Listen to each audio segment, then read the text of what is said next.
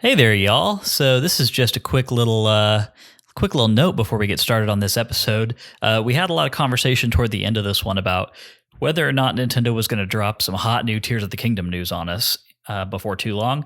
And as it turns out, as Nintendo is wont to do, they announced that they were doing just such a thing the day after we recorded this episode. So that happened on Tuesday, March 28th. It was a 10-minute presentation about the gameplay mechanics of Tears of the Kingdom. So with all that being said, we took the opportunity to Tuesday night get together and talk a little bit about our impressions and what we thought of that. That is going to be tacked on to the end of this episode. So if you want to know what's coming up with Tears of the Kingdom, if you aren't too worried about going in completely unspoiled, then that conversation is there for you.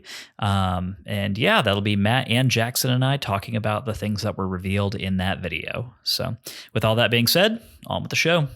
Welcome to Sacred Realms.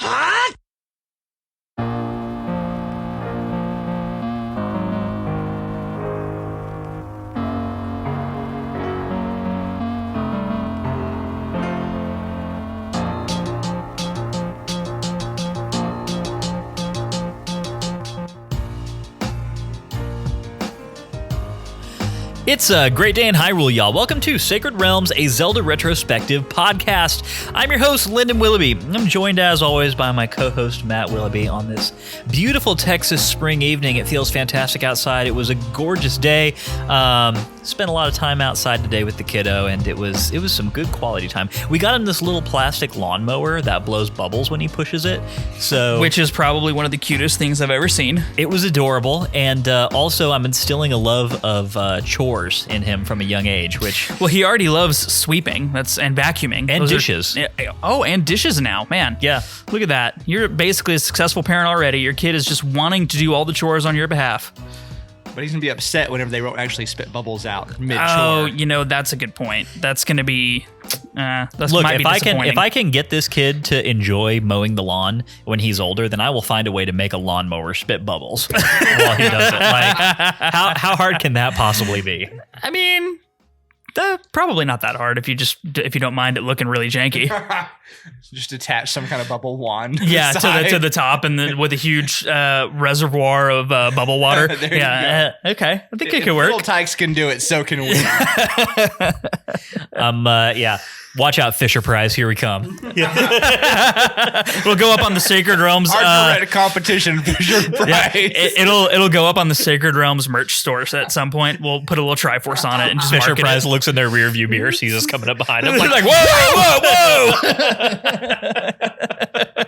It's like the Looney Tunes eyes come out of the head. It's like the enemy they never knew they had. There we go. Well, now I've declared our intentions to the world, so oh well, probably a more stealthy way to do that. Regardless, excellent day over here. Beautiful. Excellent night for some pod. Very excited to welcome back to the show the detective Mike, who returns for the third time this season. This season may actually end up being a record for you by the time it's all done. That's true.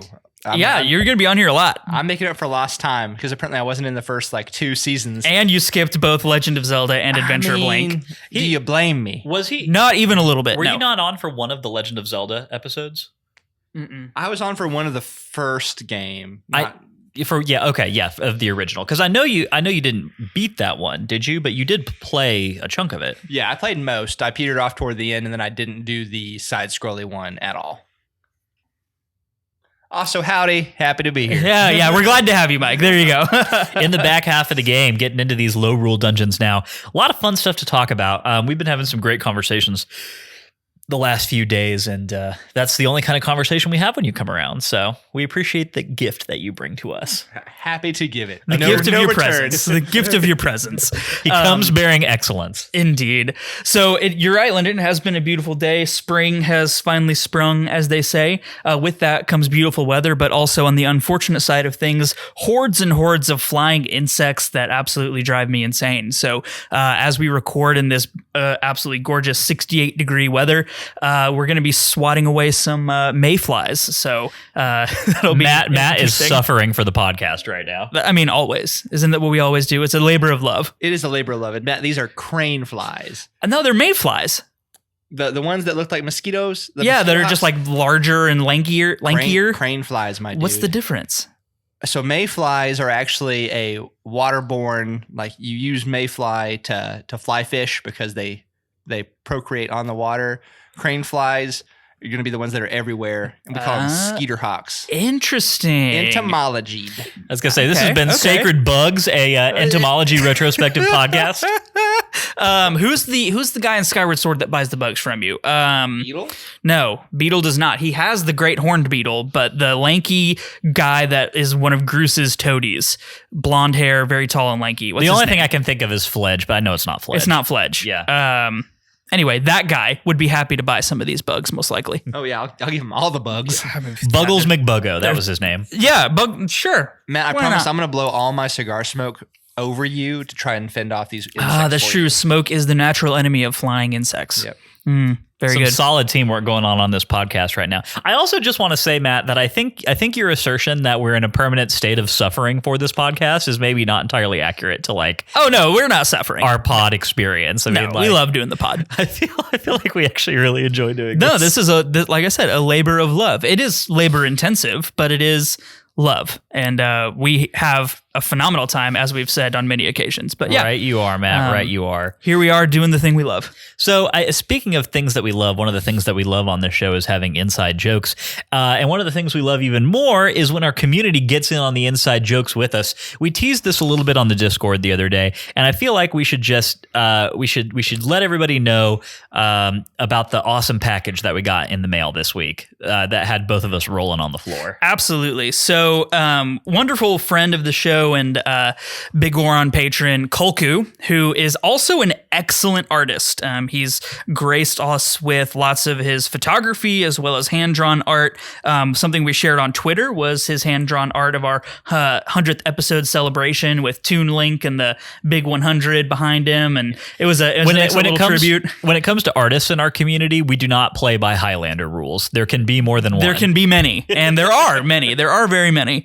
Kolku is one of the great friends of the pod and excellent artist, and he sent us, after listening to our 100th episode, so very quick turnaround, a couple of what is the style this is in, Lyndon? You told me. Rubber. Oh yeah, etching? so it's basically an ink block print. I'm pretty sure the way that he did this is that he carved out the design from a rubber ink block, or from a rubber a rubber block. It's basically a stamp without a handle on it, and he just carved the design into that, rolled ink over the top of it, and then ran it through a press so the ink gets transferred to paper. I'm pretty sure that's how he did it. So he did one of those, whatever that is, for the absolute nemesis of the Sacred Realms podcast show, Igor and Greg the Block. So Lyndon had floated the idea of doing a trading card for Greg, and Kolku beat us to the punch with a couple of beautifully ink blotted renders of our nemesis, and they are really awesome. Never will we know more bitter foes than Greg and Igor the Block. Absolutely. You guys realize what you did with Kolku, don't you? No, what did we do? They now have an ink stamp and can make as many of this block as they desire. And you've just given them that power. We will soon be overrun. That's true. Oh man, we're gonna have too many Gregs and Igors to know what to do with. They will overrun the world. They will destroy the podcast. They're multiplying. Forget Corona. We have the blocks. Igor block virus. So it was a awesome moment to get that in the mail, open it up, and see what it was, and just a huge amount of enjoyment. You can see those posted on our Discord. We're also going to throw those up on Twitter and tag Kolku in them, and just huge thanks and really fun. Seriously, Kolku, like we were dying. Like Matt FaceTimed me when he opened up this package, and it took me a second before I realized what I was looking at, and then when it set in, I was just on the floor. Seriously, just appreciate that little gift so much.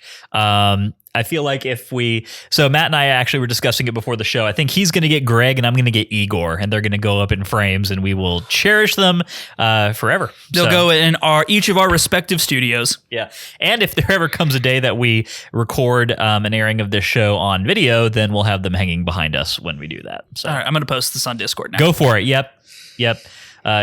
No need to keep anybody in suspense any longer. I know we teased it several days ago, and everyone's pretty curious, but Yep. So look for that. And then by the time this episode airs, we'll probably put it up same day on Twitter. So come, Wednesday, because we're recording this on Sunday. It'll be on Twitter as well for everybody to enjoy. Yep. And speaking of art, by the time that this episode airs, everybody will have seen the completed trading card artwork for January, which is the King of Red Lions, and the completed card art for the month of March, which is Ravio. So there you go. All caught up on cards as of March. Of course, we're coming into a new month pretty soon, so I'm about to be behind again. But that's okay. That's the nature of the pod. That is the nature of the pod. Yeah. Of course, for anyone who didn't remember, the February card was a Cucco, and then of course we did the special edition Kojiro card as well for anybody who beat us at the Cucco run. So and to all of you who did that, look forward to getting that card in your shipment coming up. So it's going to be a really good time, and we will have more opportunities to win a Kojiro card later on. On a totally related note, I was so mortified by my abysmal performance on the Cucco run that I went and maybe spent like 45 minutes just doing that whenever I got home the other day. And I'll have you know that I got up to a whopping 56 seconds, and I'll take it. I cannot crack 100. I think the closest I got was 65 seconds, and that was like, and I couldn't do it frequently, It was just kind of a fluke. I got really lucky on that one. And yeah, I've tried 6 or 7 times. I mean, I've spent quite a lot of time trying to really nail that, and it's freaking hard. If it does not bring me joy, I cast it aside. And that is what I've done with the Cucco run. Well, yep. I have. I tried it once or twice more, didn't get close to 100, and said, I don't really think I need that piece of heart. I want that heart piece. That's the thing. I mean, do you need it? No, and the thing is, I'm not going to be able to 100% heart containers anyway, because there's no way in hell I'm spending enough time on the baseball game to get that piece of heart. So. Dude, I did play that game this week, and I don't want. You know what? We're going to talk about that in Bloopy Trails, so I don't want to side trail us anymore. We're getting a little off the beaten path. Sorry. Okay. Well, do we have anything else that we need to address before we get into housekeeping and then dive into this week's episode? Just a reminder to everybody that we're doing the housekeeping plot recap switcheroo this week. Very excited that you get more words than I do at the beginning of the show, Lyndon.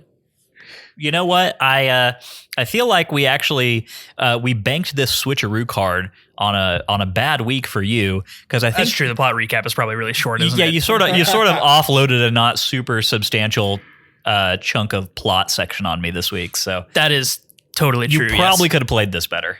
Well, I didn't know that going into it, obviously. Never played this game before, so how was I supposed to know? I don't know. You're asking good questions. I now want to bring in like Uno cards to this with like the reverse and everything. Ooh, that would be fun if we made like a game out of it, and with like where we could screw each other with it. Number of reverses a season. I mean, we've already gamified our Formula One Fantasy League this season, so why not the podcast? We just have rules for everything now. Life is a big game. Well, that's deep, Lyndon. Yikes. Woof. In the jungle, you must wait until the dice read 5 or 8. Okay, Jumanji. I really hope it's not that kind of a game. No. Good Lord. The crane flies aren't that big. They're not going to carry us away. Oh, man. Jumanji aside, we haven't had that one on the show before, I don't think. That's true. I don't think we've had that reference before. Oh, man. Good one for us. What year is it? Point to Sacred Realms. Okay. All right, let's get into this thing. Matt's got some housekeeping to read, so I'm going to turn it over to him. All right, this is my first ever crack at the housekeeping. The floor is yours. If you didn't know, Sacred Realms is a weekly re-examination of The Legend of Zelda, one little slice at a time. Sacred Realms drops every Wednesday and is available on all major podcast networks that we know of. Every week, we play a new section of a Zelda game, then we sit down here to talk and to drop our hot takes. If that sounds fun to you, please head over to Apple Podcasts, hit that subscribe button, and be sure to leave us a review.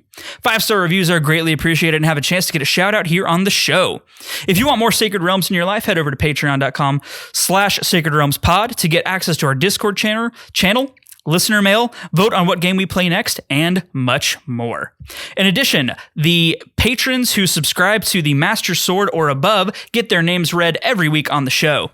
Those legendary individuals are Shepherd Street, Matthew, Chris, Daniel, Fallout 907, Kelso, Tiffany the Star, Daxel, Patrice, Stephanie, Darknook, Brian, George, Mike, Dylan, Allie, Lennon, Melanie, Kolku, Aiden, Rowan, Josh, Nick, Dante, Gep, Brittany, Davey, Haru the Mighty, Derek, Albert, Mark, Andy, Cameron, Ben, Daniel, Nick D_TV, Travis, CSH, Jonathan, Hyrule Interviews, aka Maximum Nichols, Garrett, and Drew.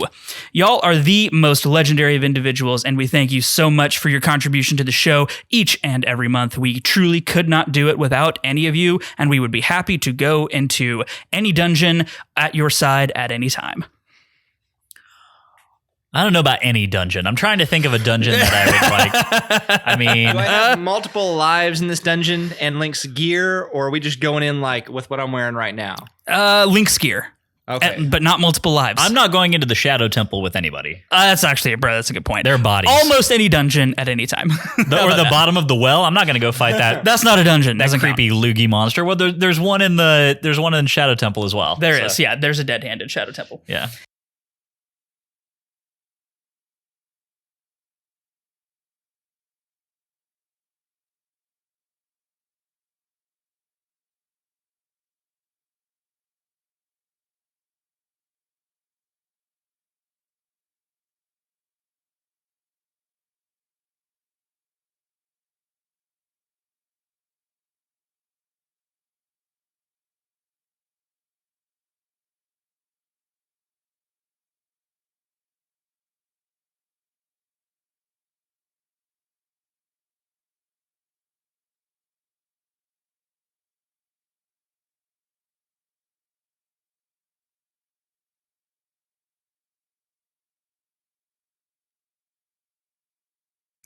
Okay. All right. Well, that was fun. I enjoyed it. Now we get into the Sacred Realms Rundown, which is a 6-part analysis of the game section of game that we played and the feelings that it made us feel. The first part of the Sacred Realms Rundown is the plot recap, as read this week by Lyndon. Lyndon, take it away. You did that really good. You've been paying attention. That was fun. You have learned many things. Indeed. All right, plot recap time, y'all. With 2 sages having been successfully rescued from their artistic prisons and returned safely to the Chamber of Sages, we are ever growing closer to our goal of fully reassembling the ancient power that these individuals hold. With no clear idea of where to search for the next sage, we return to the lush green kingdom of Hyrule and spend some time growing our strength, our pile of rupees, and our collection of lost Maiamais. After a quick stop to Kakariko Village to top off on milk, supplies, and to take another unsuccessful crack at lasting 100 seconds in the Cuckoo Run, we spot another interdimensional portal on the back of Sahasrarl's house. We aren't thrilled about the prospect of returning to the decrepit kingdom of Lorule, but the quest to save the sages is too important to put aside for long, and there surely must be a sage hidden in the northwest corner of the map which we have yet to explore. Once we emerge from the portal into the dismal light of Lorule's sun, we are greeted once again by a psychic message from Princess Hilda. She claims that this area of Lorule is home to the treacherous forest labyrinth, Skull Woods. She believes that another sage is indeed hidden there and admonishes us to carefully venture forth and rescue this lost soul. The forested area around Skull Woods is much like the rest of Lorule, infested with terrifyingly lethal enemies and no friendly faces to speak of. But our new blue mail proves invaluable in helping us survive in combat with these fearsome foes. Through a gap in the trees, we can see a blue-framed painting on a pedestal, with the image of the sage Ceres painted on its stretched canvas. We can't see any way to get to it, however, there does appear to be an underground stairway which leads to this clearing. It's obvious that beneath the woods must lie a dungeon complex of some kind, and a little more exploration brings us finally to a massive skull, which serves as the entrance to a subterranean labyrinth. Inside, we find a dark crypt filled with the remains of countless creatures and infested with Gibdos, Stalfos, White Baris, and most terrifyingly of all, the creeping giant hands known as Wallmasters, which perpetually seek to snatch us up after dropping from the ceiling. The dungeon is full of dark chambers and platforms which move over bottomless chasms. We quickly find that the dungeon is separated into several wings, and the entire structure can only be explored fully by finding stairways back to the woods above. Our explorations bring us to a pitch-black corridor containing a massive locked door, behind which the dungeon's evil master must lurk. It isn't long before we catch sight of a massive chest, which must surely contain the boss key. But the only way to gain access to the chest seems to be by placing 2 glowing eye orbs in pedestals next to it. One of these orbs is close by, however the other is at the far end of the room and seems to be unreachable. At a loss for how to proceed, we go back to the woods above this chamber and discover that clearing away some of the brush from the forest floor exposes shafts which drop us back to the chamber below. One of these shafts drops us right next to a chest containing another deposit of master ore, and a quick survey of the room shows us that another shaft should be able to drop us right on top of the second eye orb that we need.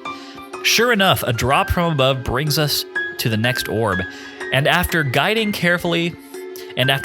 carefully through an obstacle course of moving platforms, we place it on the empty pedestal, gaining access to the large chest and the boss key. It's back to the dark hallway we go, and we find that the boss key easily opens the massive door in front of us. We enter a cavernous room littered with cracked floors and are immediately engaged in battle by a massive version of the wall masters we've been facing throughout the woods. This massive armored appendage begins to furiously slam its gargantuan fist on the cracked floor, exposing massive gaps which we must carefully avoid as we try to evade the monster's onslaught.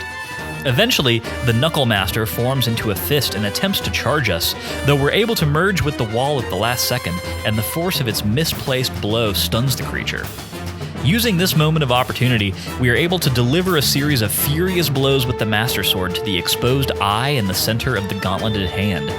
Repeating this process several more times brings the Knuckle Master to its doom and allows us access to the stairs, which lead back to the clearing we saw earlier. The painting of Ceres lies exactly where it was before, and once we approach to touch it, we are again transported to the Chamber of Sages, where Ceres takes her place alongside Gully and Orin. She bids us good fortune on our quest to rescue the remaining sages, and just like before, a pillar of light carries us back to Lorule. With 3 sages now having been rescued, we feel a sense of accomplishment and a belief that just maybe we actually do have the power to defeat Yuga and to be a hero for both Hyrule and Lorule. Well done, Lyndon. Thank you. Excellently recapped. I appreciate that very much. You know, like I said, not really a lot to this one from a plot standpoint. Yeah. Definitely, there wasn't even like a Hilda interlude after. There wasn't after this one. There is after our upcoming episode. I played ahead this week. I thought we were double recording, but it turns out we don't need to for various scheduling reasons. But anyway, it was kind of a short plot week this week. So you got off easy, Lyndon. It was still a fun one. But now that that's behind us, let's go ahead and get into part 2, which is our takes, where we talk about this section of the game and how it made us feel. So yeah, how did it make you feel, Mike? Good. Nice. Good pod, y'all. All right, and we're done. That's Time the to get episode. out of here for the night. If you enjoyed this episode of Sacred Realms. Oh, man, that's why they pay us the big bucks. Shortest episode of Sacred Realms ever. No one's ever told me I was good at brevity before, so I decided I would try. I was about to say, there's nothing that we've never ever been accused of brevity in our time during podcasting. So I really do want to throw it to you first, though, Mike. And kind of what I want to start off with is just quick recap. You've played a lot of this game since we talked to you last, and I'd like to get your general thoughts about how much you're enjoying it now that because this is actually this is the second to last dungeon in the order that you're playing it, right? Like you've played more of this game than we have. Yes, all I'm lacking now is the Dark Palace, and so I have played quite a bit more, just catching up because I know there's going to be a dry spell at some point. So I actually went and did Thieves' Den first, Swamp, Desert, then Turtle Rock was kind of my order. So I'm kind of doing it backwards from what you are. But going into this dungeon, this was the only one that I had a difficult time finding. The rest are all pretty straightforward on it's in this area, just explore until you get to it. But in the dark world, if you're trying to get to this area, it's inaccessible due to a giant chasm, which I'm not sure if that's seismic. Did Ganon or someone else decide like, oh, this looks like a nice place for a cannon? Yeah, that's actually a great question. I think Hilda kind of just points to the fact that Lorule has been kind of degrading over the past couple of decades or centuries. Color it degraded. Yeah, it's just been kind of falling apart basically, and that seems to be the manifestation of that physically. Right. Yeah. And so you keep running into that physical barrier. And so I kept going back and forth between the light and dark worlds, trying to find my way over there. Or, okay, I'm going to go explore up by the miner's house in the light world, see what I can find. I never found this place to go over till finally I'm just like, okay, I'm giving up. I'm going to go do side quest until this light comes on in my head. And then I found the access behind Shurhasla. Yeah, His house. That guy. Yes. And so I found that. Then, of course, it's gravy after that, and I got through it pretty easy. But I did enjoy that there's actually some difficulty, and I like that mechanic of having to kind of geographically figure out where you are between the light and the dark worlds to get around. And there's a couple puzzles centered around that of, hey, well, if I go in here and come out here in the dark world, then I can go get this piece of heart or go get to this particular place. So I thought it was fun. The getting there was a little frustrating just because I'm trying to crank through this as fast as possible. But so you also, I don't know if you found this one after the fact, but there is a portal in the Lost Woods, or the intro section of the Lost Woods, that leads into Skull Woods. It's on one of those pillars that has the sigil of the bird on it, the stone pillars. It's like just off in a corner when you first walk into the Lost Woods area. But that portal is also facing, like, it's on the back. It's on the back side. Of the column. You have to merge into the column and work your way around I found one like that down by the Swamp Palace. Yep. But I did not get the one in the Lost It's Woods. the same thing in the Lost Woods. Yeah. They're tricky. They are very trickily hidden. Portals. No one can ever make a portal in a convenient place. They really can't. They really don't. Yeah. I don't know why, but yeah. There you go. So I am kind of curious. Matt and I had a big conversation last week about the changing experience that a person would have in this game depending on the order that they play the dungeons in. And we were kind of observing that we, just because had kind of decided on a dungeon order somewhat randomly, we didn't have necessarily a super intentional ramp up of like easy dungeons to hard dungeons, right? And we were kind of saying that it's interesting because some person who's playing this game in whatever random order they stumble across things in might get to a place where they hit the hardest dungeons first and then have a sharp drop in like fun and momentum because they just happen to save the easy ones for last, right? And then also vice versa would be possible. So I'm curious, do you feel like if this had been a game that had a fixed dungeon order, do you feel like the dungeons would have been ordered differently than the order you played them in? Or do you feel like it's pretty like it's been a pretty steady and gradual, like, oh yes, this would probably be the first dungeon and then the next one and then the next one and then the next one?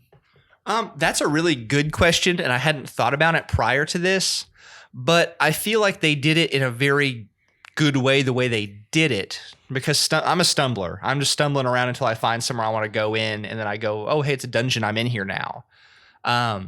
I haven't had much difficulty with any of these dungeons. I do think that maybe having the blue tunic before I did Turtle Rock could have been a little bit more beneficial, because there's sometimes just I've never died in this game, but I've gotten Wow, really? yeah, Nice. I've gotten down to a couple hearts a couple times, and I've been like, oh shoot, and then I got the blue tunic. Just which one you get that in? Is that Swamp? Swamp, yeah. All right, so I did Swamp after Turtle Rock, and I'm like, well, heck, this would have been nice. Thanks, Swamp. But I think the way they wanted you to do that is probably Swamp earlier in the progression. But nothing has prohibited me from enjoying a particular dungeon because I did not do one in another fashion. And then whenever you get the Titan Mitt, I think maybe that would have been fun to get earlier because I've already passed up a lot of areas with giant boulders I would have liked to have moved. Yeah. But they also make it incredibly easy to get around this game with its fast travel system with your Harry Potter broom. And so I think that if it didn't have that, I would be more frustrated because now I can just jump back to a very close point and go do those. Yeah, because that ascent, especially up to Low Rules version of Death Mountain, like the snowy Death Mountain, I mean, it's hard up there. It's hard times. Mm-hmm. Yeah, and there's some difficult areas with quite a bit of room between the portals or the save points. And so there's a couple times I did get frustrated going up and back for that kind of thing. But between the accesses, the broom mechanic, I have not had an incredibly frustrating time going back after certain dungeons. Well, that's good to hear. Obviously, we're always happy to know that you're still enjoying your time with the game.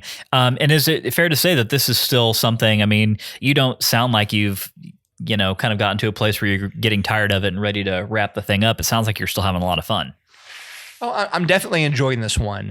It's been, I wouldn't say that I've had any of the Zelda games just be a slog where I didn't want to play them at all. I was pretty vocal about a game that I still love, Wind Waker. The closest I've come to kind of maybe tap it out on y'all for a little while was Wind Waker, because the Triforce Quest was just beating me down time-wise on the Wind Waker version on the GameCube. Yep. But other than that, I've pretty much enjoyed hopping back into all these things, whether they have some nostalgia for me or not. And this is one I've never played before. I was never a big 2D Zelda guy growing up. I just never had the systems. And I kind of wish I would have had them now, because I could have seen myself playing the crap out of this. Sorry, crud. On you can say crap. You can say crap. That's okay. Crap. Okay. Well, there you go. Yes. How'd that feel? Fantastic. So I would have played the crap out of this on long road trips or flights back earlier. I didn't know that was an option. Well, good. That's super, super good to hear. I do want to talk a bit more specifically now about this section of the game, which is the Skull Woods area. And this is going to be a very interesting conversation, because the Skull Woods section of A Link to the Past was one of the most unique areas of that game, and one of the most unique dungeon experiences of that game, right? Right. And so we've been doing a lot of comparison talk between A Link Between Worlds and Link to the Past, especially because so many of the dungeons are very similar. Like they're very thematically similar to what happens in A Link to the Past, right? And this one is no exception. It's called the same thing. It's in the same place, and it even has some like similarities in theme and arrangement with the Skull Woods of A Link to the Past. So yeah, it does. But just to catch everybody up, for anyone who hasn't listened to the A Link to the Past season, Matt, will you give our listeners a synopsis on what the deal is with Skull Woods in that game? Yeah, so in that game and in this game, the Skull Woods is about going into the dungeon, which is below ground of what is the Lost Woods in Hyrule. It is the Skull Woods in Lorule and in the Dark World as well. You go into the dungeon underground and traverse a little bit, and then you exit the dungeon and go back up above ground in a different section of the woods. And in that separated section of the woods, which is only accessible through the dungeon itself, there are areas where you can drop down holes, what look like just normal holes, into Shafts. Shafts. We're calling them shafts now. Okay, sure. Why not? You can drop down the shafts. That's a fun word. I was trying to count how many times he said shaft during his plot recap. I'm getting paid by the shaft. Oh, wow. Whoa. Can we leave that in? I love that. I'll think about it. You drop down these shafts to enter the dungeon in a different area that is also only accessible from the above ground area that you were just in. And then you keep doing that throughout the rest of the dungeon, is you traverse underground to then traverse above ground to then go back underground. And it's about knowing where you are relative to the dungeon below your feet and trying to drop down the correct shaft to get to the right area, to continue on to solve a puzzle, to get master ore in this dungeon specifically. In A Link to the Past, you had to do it to get whatever the dungeon item was. I don't remember what it was in A Link to the Past, but anyway. I don't remember either. Yeah, that's kind of the very, very unique shtick of this dungeon. And I can't think of any other dungeon that does anything even remotely like this, except for the two Skullwoods dungeons. Yeah. And we're going to talk more specifically about the dungeon experience itself when we get into part 3. But the reason I wanted to give a quick recap on this is just because there was a lot of conversation in A Link to the Past, about this chunk of game. And just because it was so unique. And so just something to keep in mind as we kind of go forward, into this discussion and see if that kind of holds true and if it's interesting for similar reasons. For sure. I definitely thought, sorry, I didn't mean to cut you off, but I definitely think it's been interesting. It, in a lot of ways, feels to me like it's another game inside that same world and map from Link Between Worlds and Link to the Past. Because I think even the geography is pretty similar, isn't it? Mm-hmm. Yeah, it's very, I don't know if it's identical, but it's close. Pretty close. Yeah. So in this same dungeon where you're having to kind of spatially figure out where you are above ground versus the ground below, and kind of some trial and error on my part to figure out lots where of trial and error. Yeah. But I think it's incredibly fun, and I'm sure that was fun from a game design standpoint. Yeah. So I think that we're probably going to run through part 2 pretty quick here, because the reality is that aside from the dungeon, there's just not much to talk about this week, right? You know, it's mostly all going to be bloopy trails and dungeon map. But just a quick check-in while we're here in part 2 and we're doing general thoughts. I mean, did you enjoy your playtime this week, Matt? Yeah, I did. I think without spoiling too much of the dungeon map, this was probably the least enjoyable dungeon I think I've played so far. And as you said, Lyndon, pretty much the entirety of the experience was more or less the dungeon plus the Skullwoods area. I did some decent amount of exploring, which was really great and continues to be a highlight of the game. So yeah, I would say overall, I'm glad that I enjoyed it. I'm very glad that the boss is not Mothula like it is in A Link to the Past. Right. Very, very happy for that. So yeah, overall we'll give it a good. Yes. I will say that my big disappointment this week was that there was no new Ravio item required to do anything up in the Skullwoods area. Not even just in terms of puzzles in the dungeon, you know? Right. But like you just straight up did not need to go get a new item this week. Yeah. Did you even need any of the items for this? I don't believe so. Yeah, I think you probably could have gone into this with no items and completed it. Yeah, I don't think you necessarily need anything. And then even once you get into the dungeon itself, any puzzles or whatnot that require the use of an item have got gimmies like Swamp Palace did, where they provide you, you know, bomb enemies or whatever that you can use to take care of. So like there's a few floors and whatnot that you can use wall masters to break if you don't have bombs, right? But sure. Yeah, no items required this week.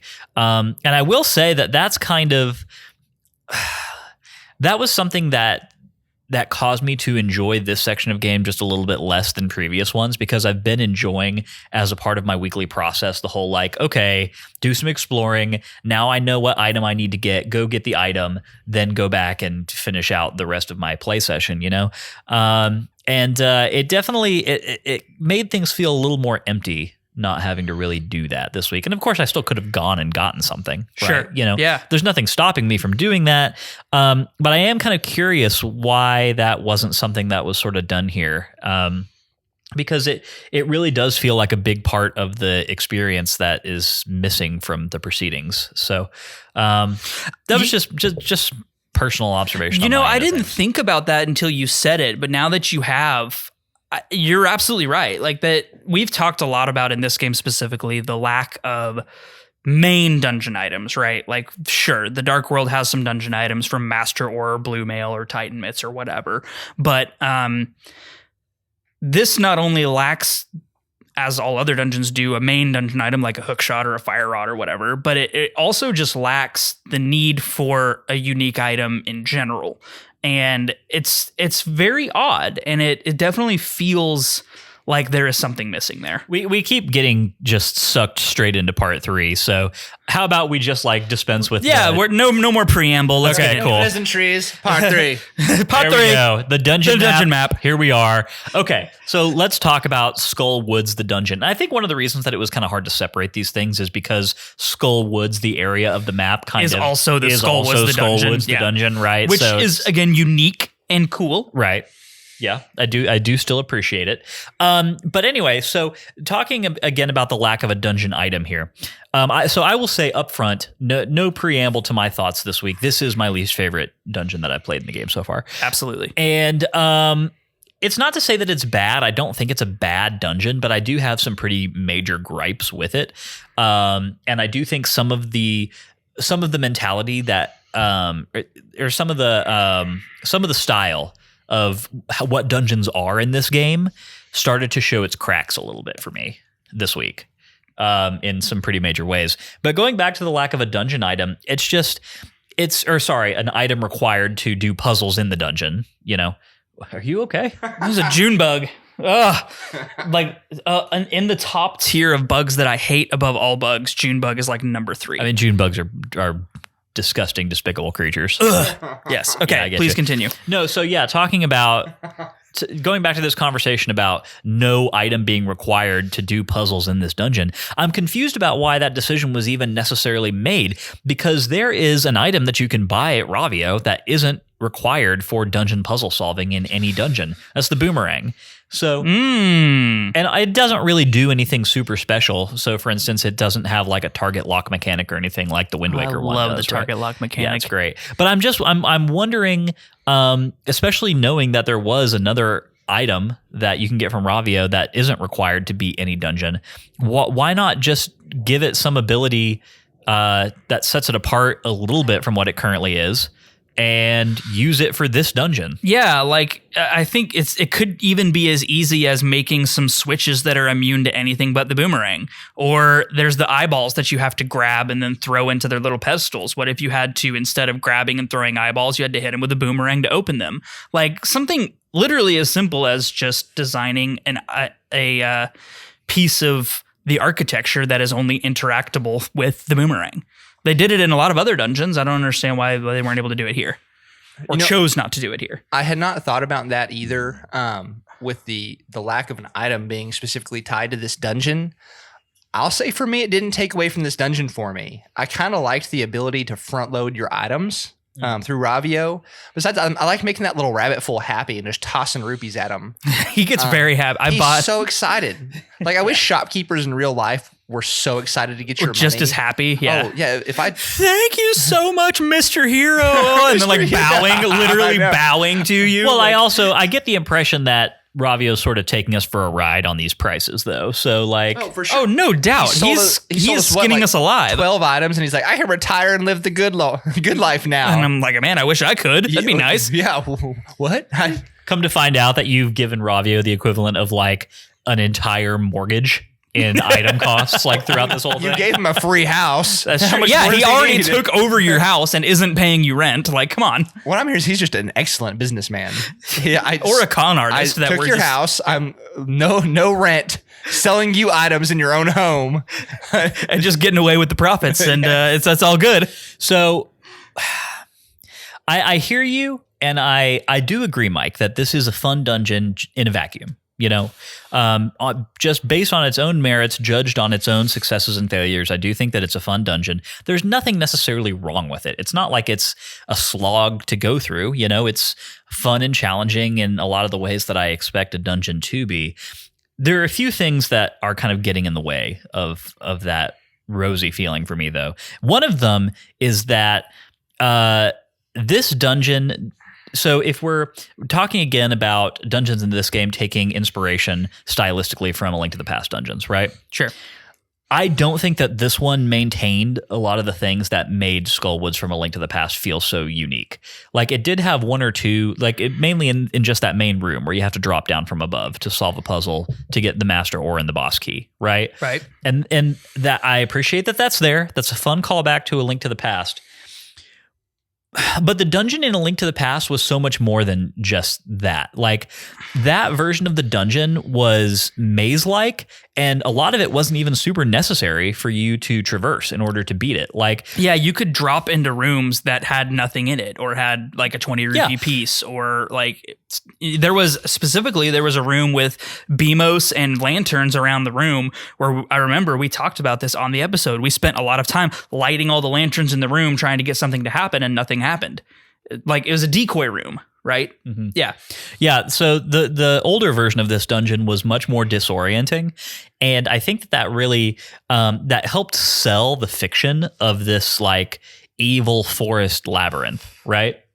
And even though there's like a little bit of lip service paid to that concept here in the final room, like I was mentioning, I don't think that it executes on that theme quite as well as A Link to the Past's version did. And even more so than that. So let's remove this conversation entirely from judging this dungeon in the light of one from another game. Let's just completely get that out of here. For sure. Agreed. One of the things that I really was feeling towards the end of this dungeon is, you know, we've mentioned that one thing this game is really doing is making svelte dungeons, right? They are they're fairly compact, they're fairly focused.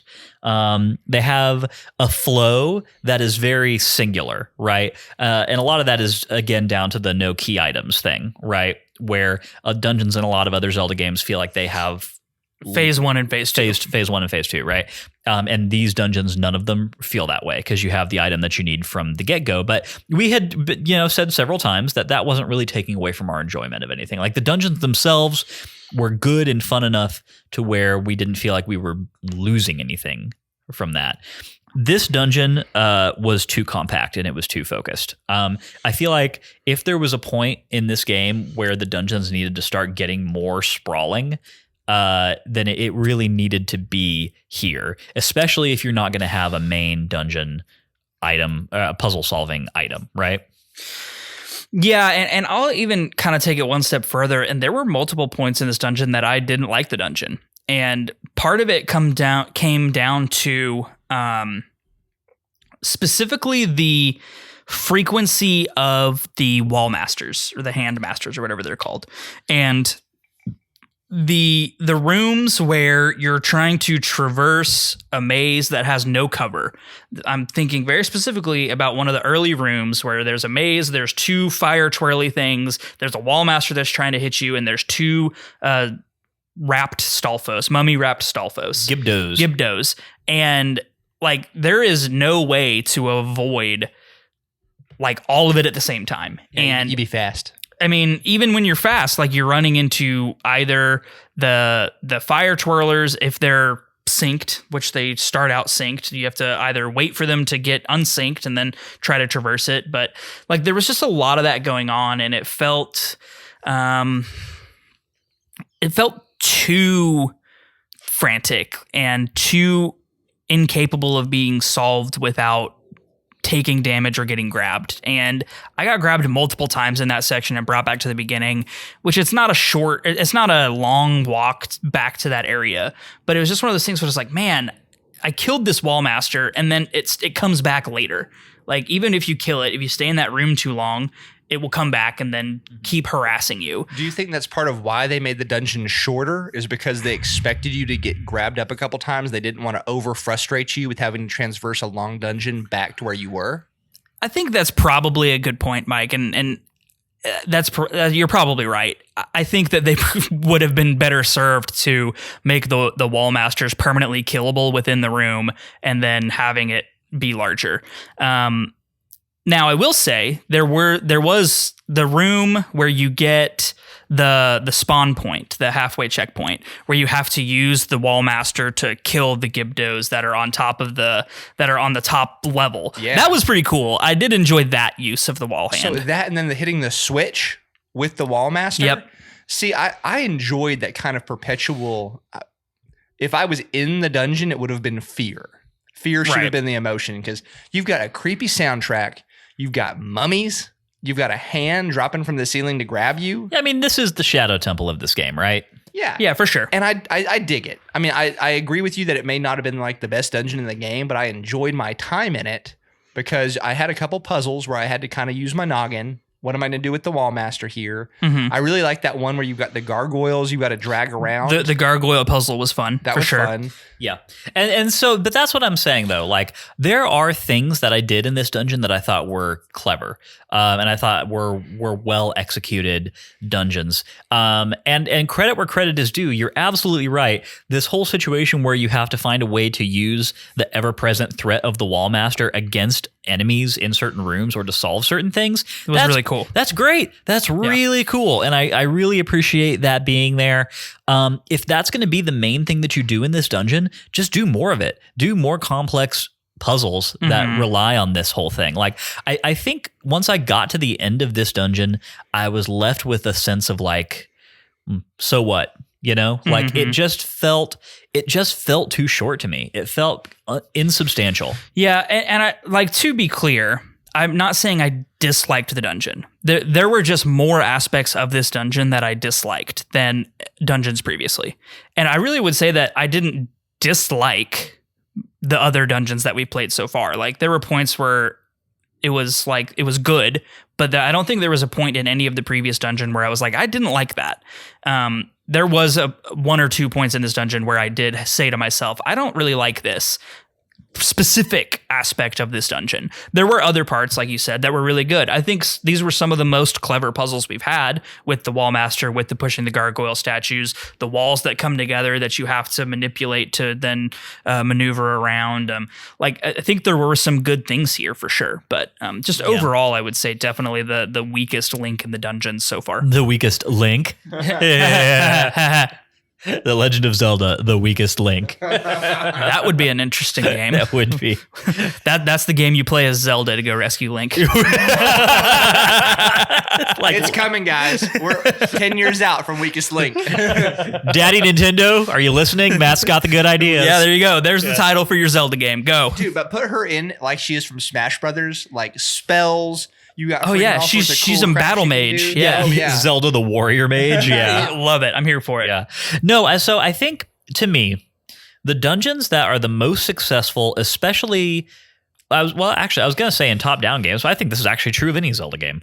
The dungeons that are most successful are the ones where there is a progression of teaching you things, right? You get in, you see a puzzle, and you're introduced to the correct way to solve it.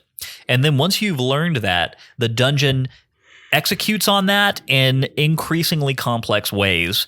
And you, the player, feel like your time was well spent there. You feel intellectually challenged in some way because you're overcoming more and more complex versions on a theme. Right. And so we've had dungeons in this game that have done that already. Like the water raising and lowering in the Swamp Palace did that. That got more complex as we kind of went through that dungeon. The wind tunnel chutes in House of Gales, and even the bouncy hammers kind of situation in Tower of Hera. Sure. Dark Palace, right? Like the whole teaching you that sometimes you have to close your ears, Mike. Oh, you haven't done Dark Palace yet. That's right. Yeah. Teaching you that sometimes you have to put out the lights in order to progress, and then knowing to look for that, right? So you're good now. So I it's not that this game doesn't know to do that. It's just that what I think we have here is a dungeon that has a thing, it's got this super unique enemy in the Wall Masters that you can use to solve puzzles for you. And kill enemies on your behalf. And it marries that up with an interesting sense of having to go back up to the overworld and then back down into the dungeon, right? Those are two pretty interesting things right there. But to me, it never feels like it marries those up into a cohesive whole experience. Like it feels like a dungeon that's got a bunch of really good ideas written down on paper, and then it just never connects the dots on them. Yeah, I agree. I think that's a pretty good summation of my feelings on the dungeon mechanics as well. But all that to say, the vibe, the creepy vibe, the Shadow Temple vibe, the scary fear factor vibe, I think was well executed. Yeah, to Mike's point. I think there were several things this dungeon did well, and that was one of them. The whole aesthetic and vibe of this dungeon was fantastic. The eyes throughout, like whenever you have to get the eyes in the two pedestals, like you kind of have that motif, and then whenever you get to the boss, which we're not quite there yet, but eyes come into play. I love how these are like Majora's Mask looking eyes. That's true. Yeah, they are. I mean, it definitely has some Majora's Masky things going on. You have Skull Kid's mask in your house that Robbie steals from you. Yep, Majora's Mask is in the house. Yep. Well, and this game came out when people were still like very much asking loudly for the Majora's Mask remake. Hadn't been announced yet at this point. So, but it was in development. They knew they were doing it, and so there are teases in this game, dropping Easter eggs. Yeah, color me teased. Yeah, it came out and it was great. So there you go. So one of the things that I did really like was the way you get the Master Ore. And the utilization of dropping down the shaft along with the wall merging and making sure you're removing the metal grates correctly. I did like that puzzle. I thought that was well executed and a good reward for that type of puzzle for sure. So what I'm hearing from both of you is that you would have I think that they did fine not having an item for this, but maybe a mechanic that they utilized more. So if they would have had the hand be needed for 4 or 5 more puzzles with Yep. a little bit more progressive intensity, then y'all would have been more pleased. Yeah, because I think that would have naturally lended itself to a larger dungeon anyway. And that's kind of Lyndon's point of being just too svelte, and my point of being kind of just like hit or miss with the mechanics. I think, if they were to find and stick with the one key progression mechanic and make the dungeon bigger and utilize that mechanic more frequently, So- it would have solved a lot of the problems there. Like, so it's the thing we've been saying. Dungeons in this game, they've got brevity and they have focus, have been the hallmarks of Dungeons in A Link Between Worlds. This dungeon, to me, has got brevity, but it does not have focus. Agreed.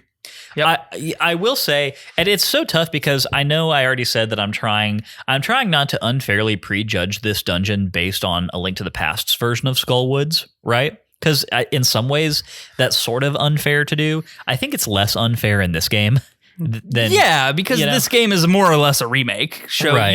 you do have the context of. But also, it leads to an interesting discussion because I seem to remember that you and I did not have kind things to say about Skullwoods when we played A Link to the Past. We really didn't. It was also our least favorite dungeon in that game, except for Ice Palace, which had Igor, the block. Right. So other than Ice Palace, I think this was our least favorite. And I think some of that had to do with Mothula being an absolute terror of a boss. It was horrible.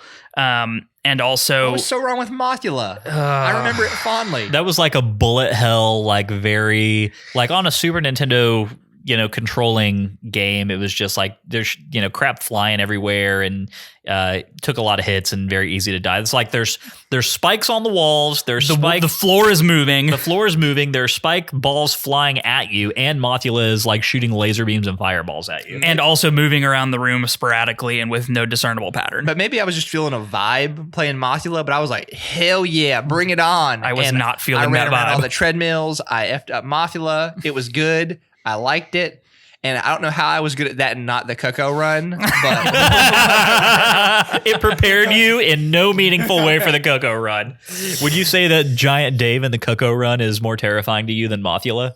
I would fight Mothula in real life any day over Dave. Yeah. But like I say, it's an interesting line of conversation because I know that might make it sound like we're impossible to please here, right? Because we're comparing this, like we're saying that we didn't enjoy this dungeon a ton.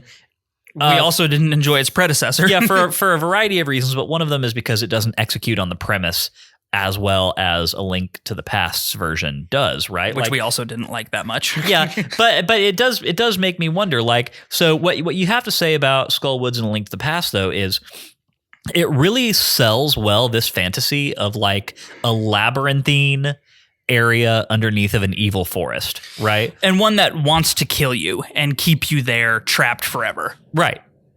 Yeah. And so that's a big success on its part. We don't necessarily have that feeling here, but also I would say that it is, if we're judging it along typical dungeon criteria, right?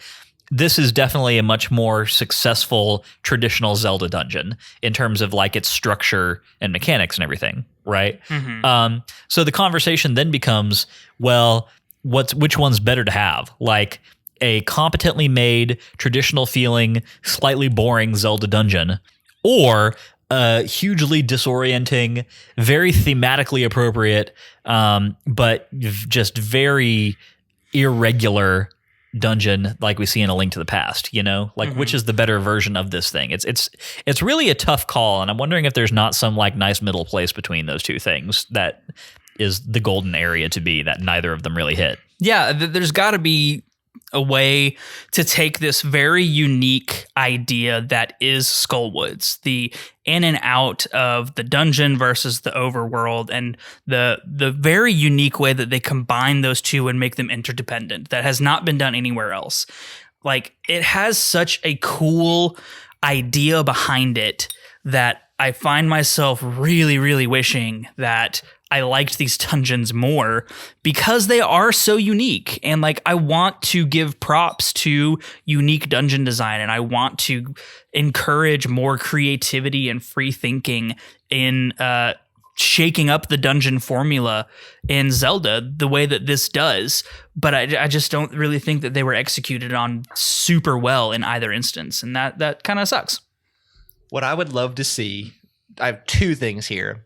First, and probably more likely, is going to be that I would love to have something like this in Tears of the Kingdom, where you're having to kind of go in and out of the 3D space of a dungeon and fall back in. Yeah. That would be super dope. Also give me that creepy aesthetic, because I actually really like I love the creepy aesthetic. So do I. Yeah, so do I. I'm also a little upset. I think it's because of all this dang building going on, all these new developments.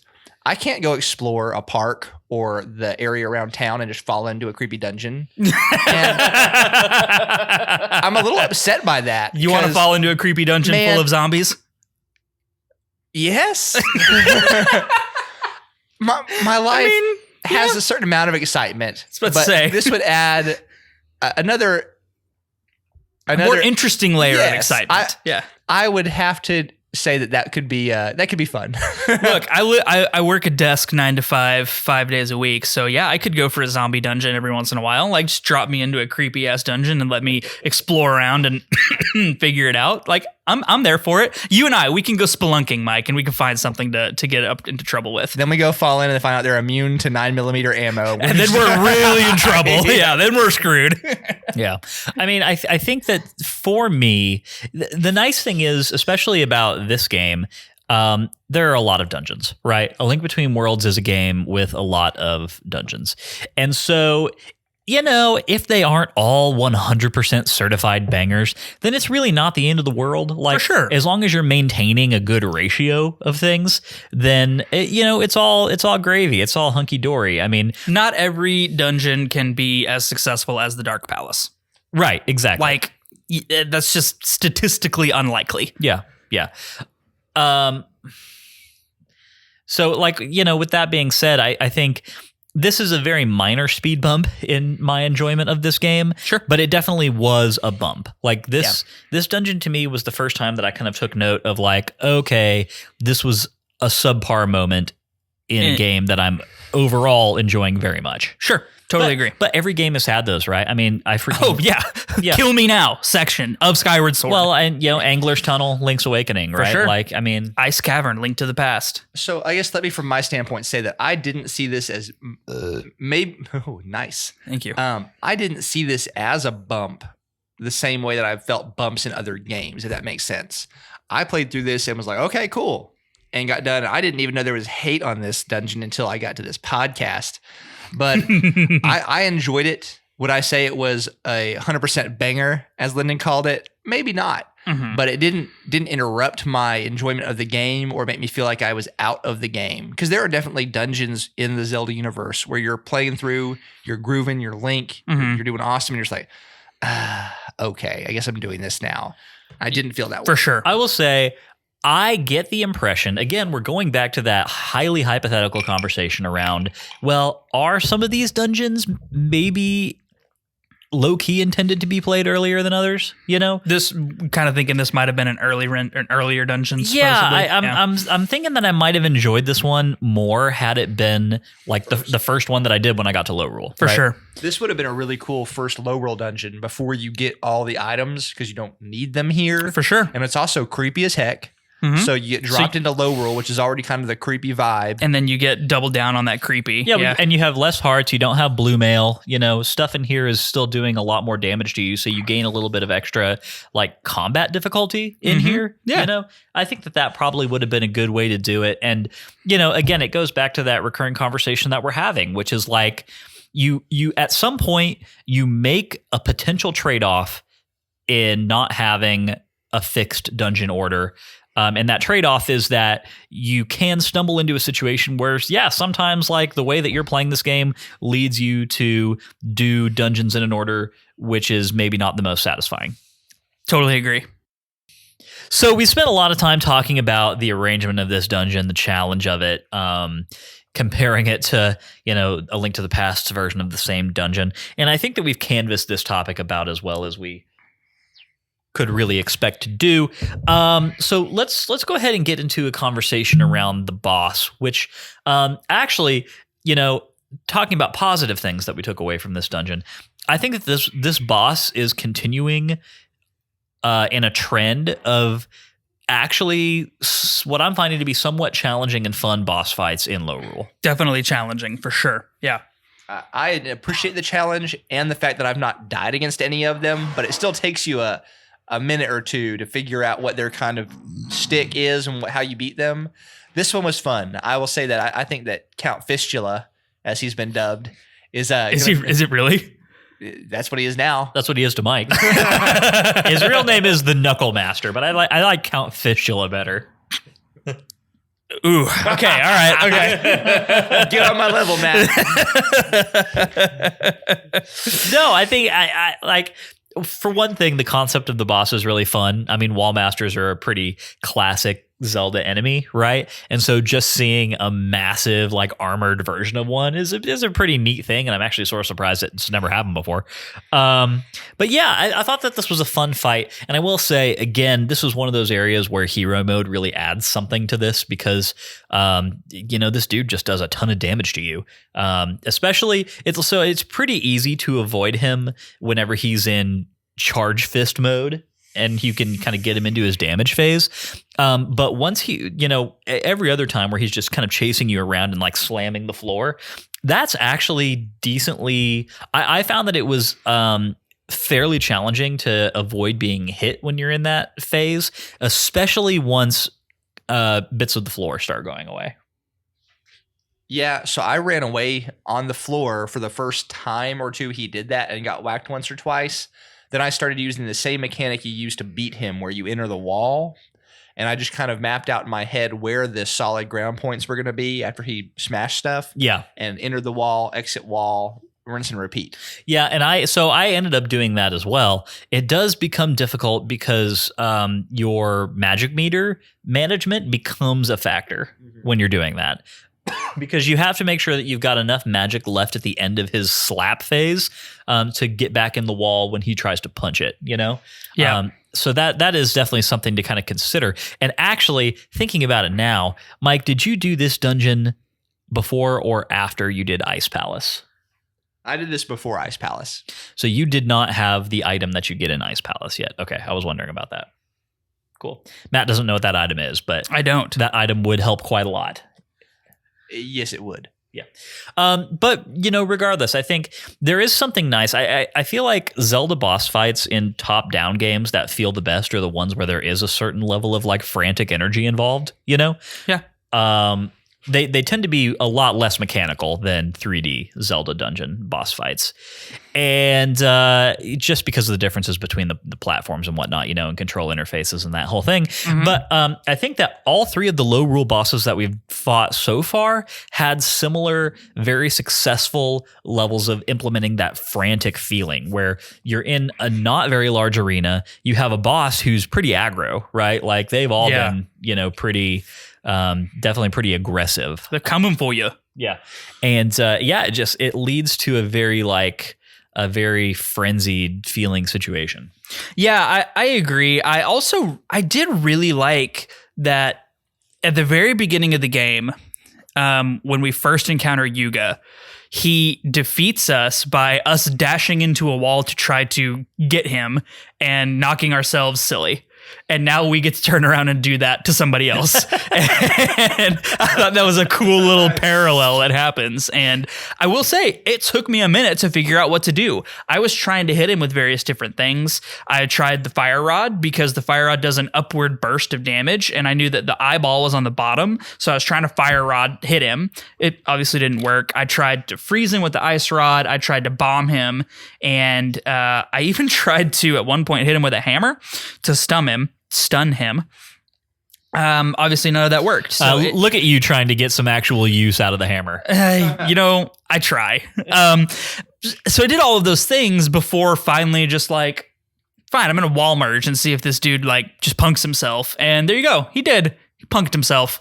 And then the sad thing is he does it however many more times. A lot. He just doesn't ever learns his lesson. Like, do it once or twice, I get you, but then maybe stop punching the wall, dude. Well, Seriously. it's really good at being a hand. It's not so good at Being brains. a critical thinker. Yeah, which makes a certain amount of sense when you think about it, you know? That's true. I mean, I don't know how much room is left for brain whenever you have all the tendons and eye and such. Are we to believe that this is just like one bit of like a bongo monster? So I was also thinking of Andros the Star Fox boss. Oh, well, sure, because it has a weak point in the middle of the palm, right? Yes, that is an eye. I'm just going to say, not every boss in Zelda needs to have an eye. They don't all need to have eyes. And the eye doesn't always need to be the weak point. Right. Like this, it's just such a stupid nitpick because the fight would be the exact same regardless. If it wasn't an eye, if it was something else. Yeah. If there was, even if there was nothing there, like if it just stuns and flops over. And then you just smack its its palm palm with your sword. That's still totally fine. It doesn't need to have an eye.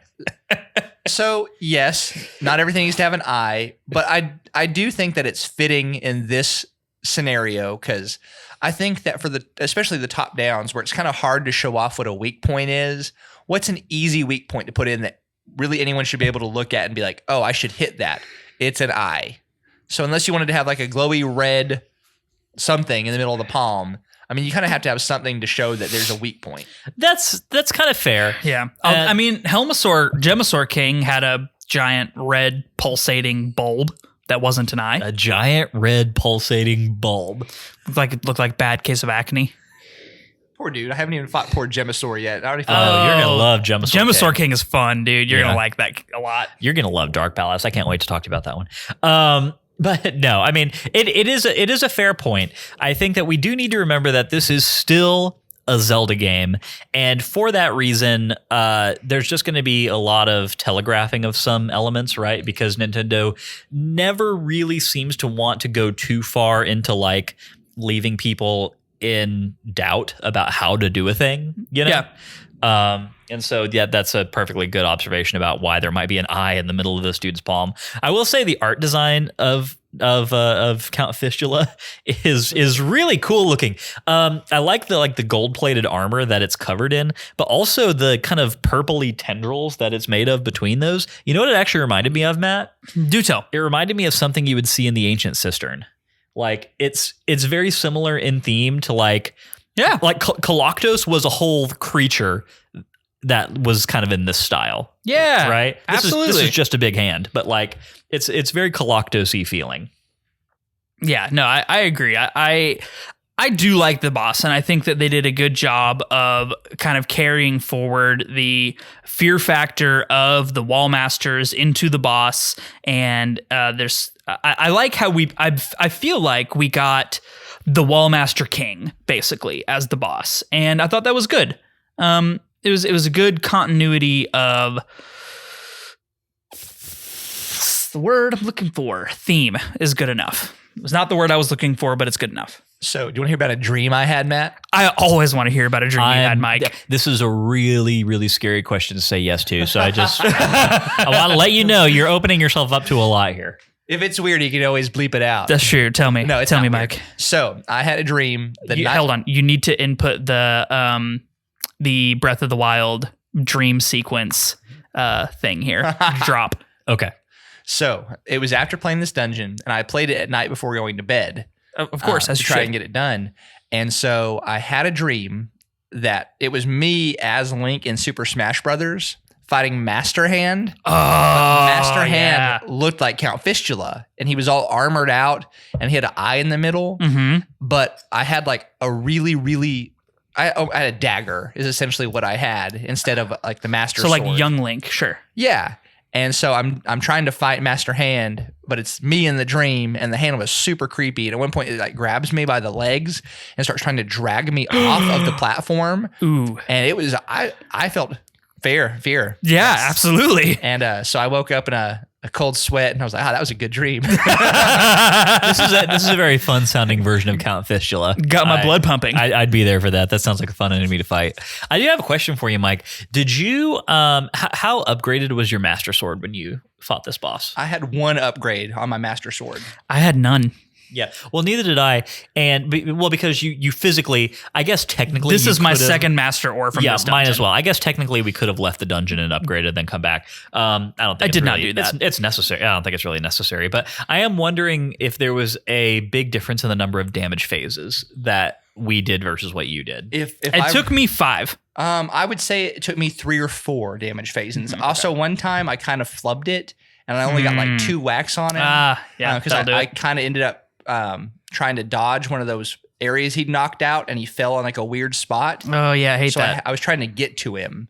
But yeah, so probably 3 I could have done it in with my blade. That's fair. Yeah, it took me 5, and I did pretty good. I did like as many swings as you could each damage phase, so and it still took me 5. So yeah, I think an upgraded Master Sword would keep you to 3 for sure. Yeah. Okay. Interesting note there, definitely. On hero mode, anyone playing that version, I would just say go in with fairies because the gaps in the floor combined with the generally much higher level of damage that he does to you in that mode would jack you up. Yeah, it is lethal for sure. So definitely be prepared when you go in there. But a fun way to end a middling dungeon is what I would say. I agree. You know what should have happened is after your final damage phase and you cut that eye open, Mothula sprouts from the eye. You drop down in below, like the whole floor drops out. You drop down into the dungeon and Mothula. Pulleys spikes come out of the walls. No! Mothula starts shooting fireballs at you. And then you wake up from the nightmare. Yeah, exactly right.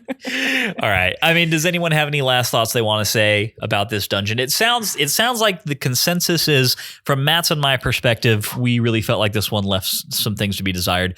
And it sounds like Mike is coming away from it with a generally much more positive view than we have. That sounds right. If we're counting on the banger scale, I'd say this was not 100% full banger. Probably like a 3/4 pretty banger. 80% banger? Yeah, that's really 75% banger. 75% banger? Yeah. I'd give it like a 60% banger. That feels more right to me. I give it a 60% banger. It's definitely not a stinker, you know? No. It's on the banger to stinker scale. It's still in the banger category. Just barely. But how many Zelda dungeons are stinkers, though? Like, I mean, a few. Can you? Earth Temple in Wind Waker. Sorry, you mean Wind Temple. Earth Temple was the good one. You're correct. Yes. Wind Temple. I don't know. There's some more we can think of if we wanted to, but just off the top of my head, just recency bias, etc. Whatever. Okay. Cool. Angler's Cave, Ice Palace. Yeah, I'm actually having kind of a struggle thinking of any more past that, which is good. I mean, like, this is the series we're choosing to play. It's probably good that we can't think of too many examples of bad dungeons. Also fits our theme for the whole premise of the podcast, which is all Zelda games are good games. There you go. Yeah. It all works together. Very nice. Well, that brings us to the end of part 3. Let's go ahead and get into part 4, which is Bloopy Trails, where we talk about interesting things that diverted our attention this week. So, Mike, I want to get around to you in 1 second. But first, I want to go over to Matt, because it sounds like Matt has a very nice little extension to our conversation that we were having last week about the freaking baseball game. Oh, God. Batter up. Yeah, so I did. Have you played this at all, Mike? I tried it twice, thought it was dumb, and I left. I tried it once, hated it so much that I didn't even try it again, and it was horrible. It is the worst, bar none, the worst minigame of any Zelda game I've ever played. Man, it's worse than Sploosh Kaboom. I don't know. So well, Sploosh Kaboom is just a drag and drop of a Battleship, of a fun enough real life game. Sure. So like, yeah, like this was worse than Sploosh Kaboom. It was worse than any. Yeah, it was bad. It's not great. I mean, I would say that if you put some time into it, the mechanic was mildly fun, but no. I've bypassed quite a few of the mini games in Link Between Worlds. One thing I do enjoy, I'm going to give it back to you, Matt. Let you talk about your your time. So, I don't like baseball in general. There's a reason I stopped playing baseball as soon as I got into Kid Pitch. Number one, I hated getting hit by the ball, which was very frequent in the early stages of Kid Pitch. Yeah, man, this baseball game sucks. It was not fun. The mechanics, it was... Like, the mechanics aren't hard in the fact that you just have to hit the ball, but I kept hitting the ball in the same damn place every time. And, like, yeah, you can lean forward and backward and hit the ball at a different point in its epigee, but, like... Apogee, thank you. Apogee, but it's still just like, I don't know. Not good. Didn't like at all. We'll never play again. 0 stars on Yelp. 0 stars on Yelp. 0. Yeah, I mean... actually, 1 star on Yelp simply because Octorok in a baseball hat is really funny. Oh, no, the theme of this whole thing is hysterical. Yeah. Like, I like, just from, like, a fiction and, you know, like an art... like a set dressing standpoint, it's great. You know, it's awesome. Absolutely. But yeah, the game itself just sucks. And I played it. I tried it once or twice again this week. And like, I'm so bad at it that I'm to the point where I'm wondering if there's something about it that, like, some main mechanic of it that I'm just not grasping. Right. Like, I mean, because I can't be this bad at just timing. Yeah. You know? Yeah. And look, I feel you. And I agree, but also I don't care enough about it to go play it anymore to figure it out. Sure. I also feel like Lyndon's strong suit in life. He has many, but sports is not one. So maybe sports it is not one. Into his game version. I mean, I can video game sport pretty well. Like, are you good at Wii Sports? Yeah, I'm fairly good at Wii Sports. It's not like my best game of all time. We should play Wii Sports. I haven't played Wii Sports in a long time. Wii Sports. Yeah. Wii Sports sounds fun. But no, I mean, you're right. You were correct. I am not a baseballsman. You're not a sportsman. No, I'm not. Baseballsman. Got him. I got him mid-drink. That was good. That was good. Yeah, there's a little Buffalo Trace in my nostril. That's nice. You're really getting the full flavor profile now. Yeah. That's how they teach you in whiskey tasting schools. You want to make sure a little bit gets in your nostril. Snort a little bit of it forward. Yeah, but how's the finish, Mike? The nose is great. The finish.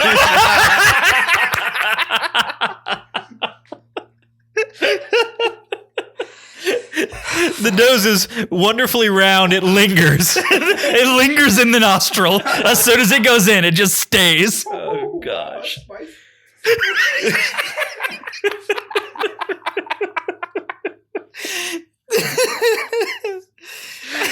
Oh, man. Baseballsman. That's a good one. Carry on, pod. And here's the record scratch. And we're back. So, yeah, baseball game sucks. Didn't like. 1 out of 10 stars purely for the Octorok and the baseball hat. Well, I feel like we're all jumping on the baseball game train. So, Mike, feel free to get in on this real quick. I mean, wait, the baseball train or just the Bloopy train? Baseball. Specifically baseball. Oh, yeah, it wasn't good. Cool. There you go. Brevity. Yes. Love it. Okay. So anyway, I'm gonna kick it back over to Mike though before we. Yeah. Go. So just continue the bloopies. So yeah. Go more general bloopy trail experience this week. I don't know if y'all knew this about me, but I am a treasure hunter, and I did know this about what you. are probably most of the treasure hunts in this time frame. I had probably like 2 hours where I didn't really have a goal. I'm kind of caught up on the dungeons for the pod.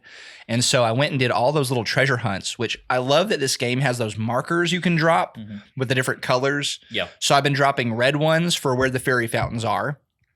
Blue. I have not used any of those yet. Man, I need to. They're amazing. Yeah. So reds for me are where the fairy fountains are. Blues are for where the little mai are that I just can't get to at the time, but I know where they're at. Nice. So I've been keeping track of those. And then my gold ones are for the treasure hunts. Nice. Yeah. I dropped all those and I went and just knocked a bunch of them out.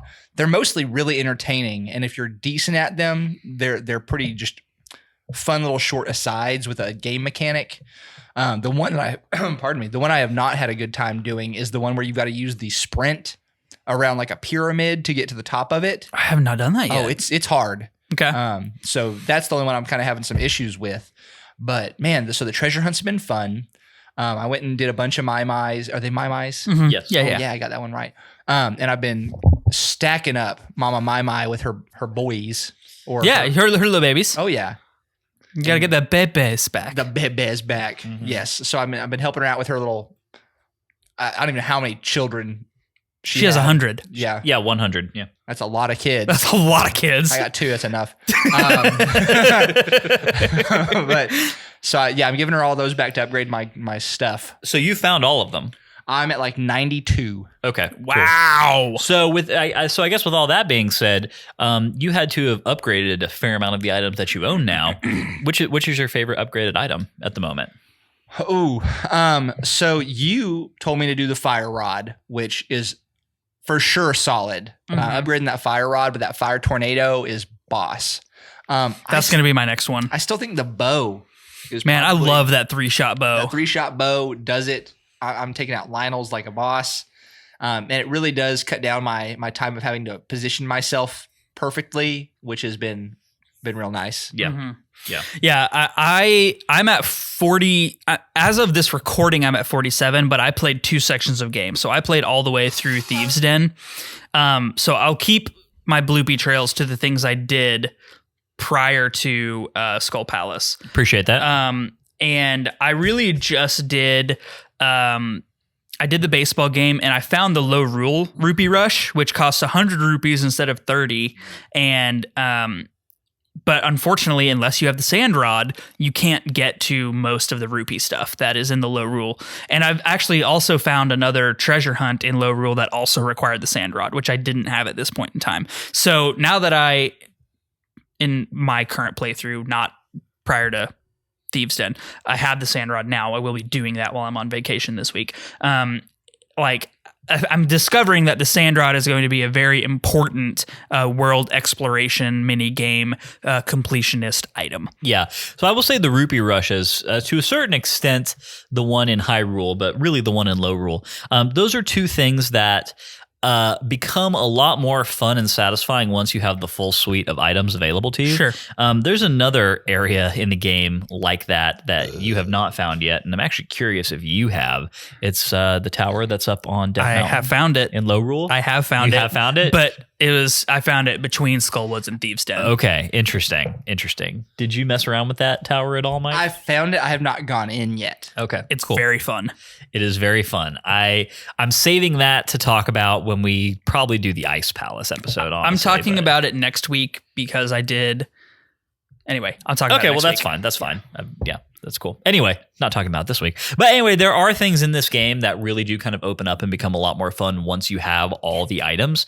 And so some of them I'm just kind of straight up not even bothering with right now. Like the Low Rule Rupee Rush, I knew that about it. And so I didn't even mess with it this week because I knew that it was going to be at the very least frustrating to know that there's so much that I couldn't engage with in it. And also, just knowing that there was a high likelihood of me not recouping my investment on it just because I couldn't get to a lot of the rupees. Well, and so my question for you on that, Lyndon, is are you finding rupees to be a difficult thing to do right now? No, not necessarily. I foresee a situation where they are becoming that way because I'm intending to, go back and start dunking a lot of rupees in the Great Fairy Fountain, for instance, so I can get that bottle, right? Oh, where's that? So the giant sentient bomb? Yes. Okay. It's to the immediately It's to the left in of that same screen. There's one of those giant rocks that you blow apart with that bomb, and once you blow that apart, you gain access to this Great Fairy Fountain, and it's one where she just keeps asking you to chuck rupees in there, and If you do 3,000 rupees, you get another bottle. Oh, fantastic. I'm going to go do that because I have rupees out my bunghole right now. There you go. I bought all the items, I bought them all the way. Yep. I have had no issue with rupees. And if I can say one gripe I've had with this game, Sure. it would be that rupees tend to matter almost nothing to me in this game. You get Really? them so frequently. I mean, I feel like almost every other enemy I kill in low roll is dropping me 20 rupees. So I feel like up to the point that I'm at in the game right now, which is we're just going up to Skullwoods. So at this point in the game, I don't have all the items and I haven't purchased all the items that I do have. So I have felt up to the point that we're at right now, rupees have been a more meaningful indicator of a more meaningful thing in the game to me than any other Zelda game I've ever played. Like Really? up to this point. Like I'm sure that once I have purchased all the items, which is really all that you need rupees for, is purchasing all the items. And Ravio charges you 1,200 rupees for the ice rod and the fire rod. Like that's a ton. So like up to that point, I think that they are very meaningful. But once you've purchased all the items, I am concerned that I will just be flooded with rupees and have nothing to do with them. Yeah, I think my thing is that I have not been hurting for rupees necessarily, but I also have not so I've got a cadence that I'm sort of doing this on. I'm basically buying one new item every week that I get on to play my section of game, right? And so on that schedule, everything is hunky-dory because, I mean, one thing is for sure about this game, the dungeons really TIE Fighter. One thing that is for sure about this game is that the low rule dungeons really load you up with rupees. So on that whole cadence that I'm on, where I buy an item at the beginning of the week, then go play a dungeon, I basically recoup the entire cost of that item and then some for the most part.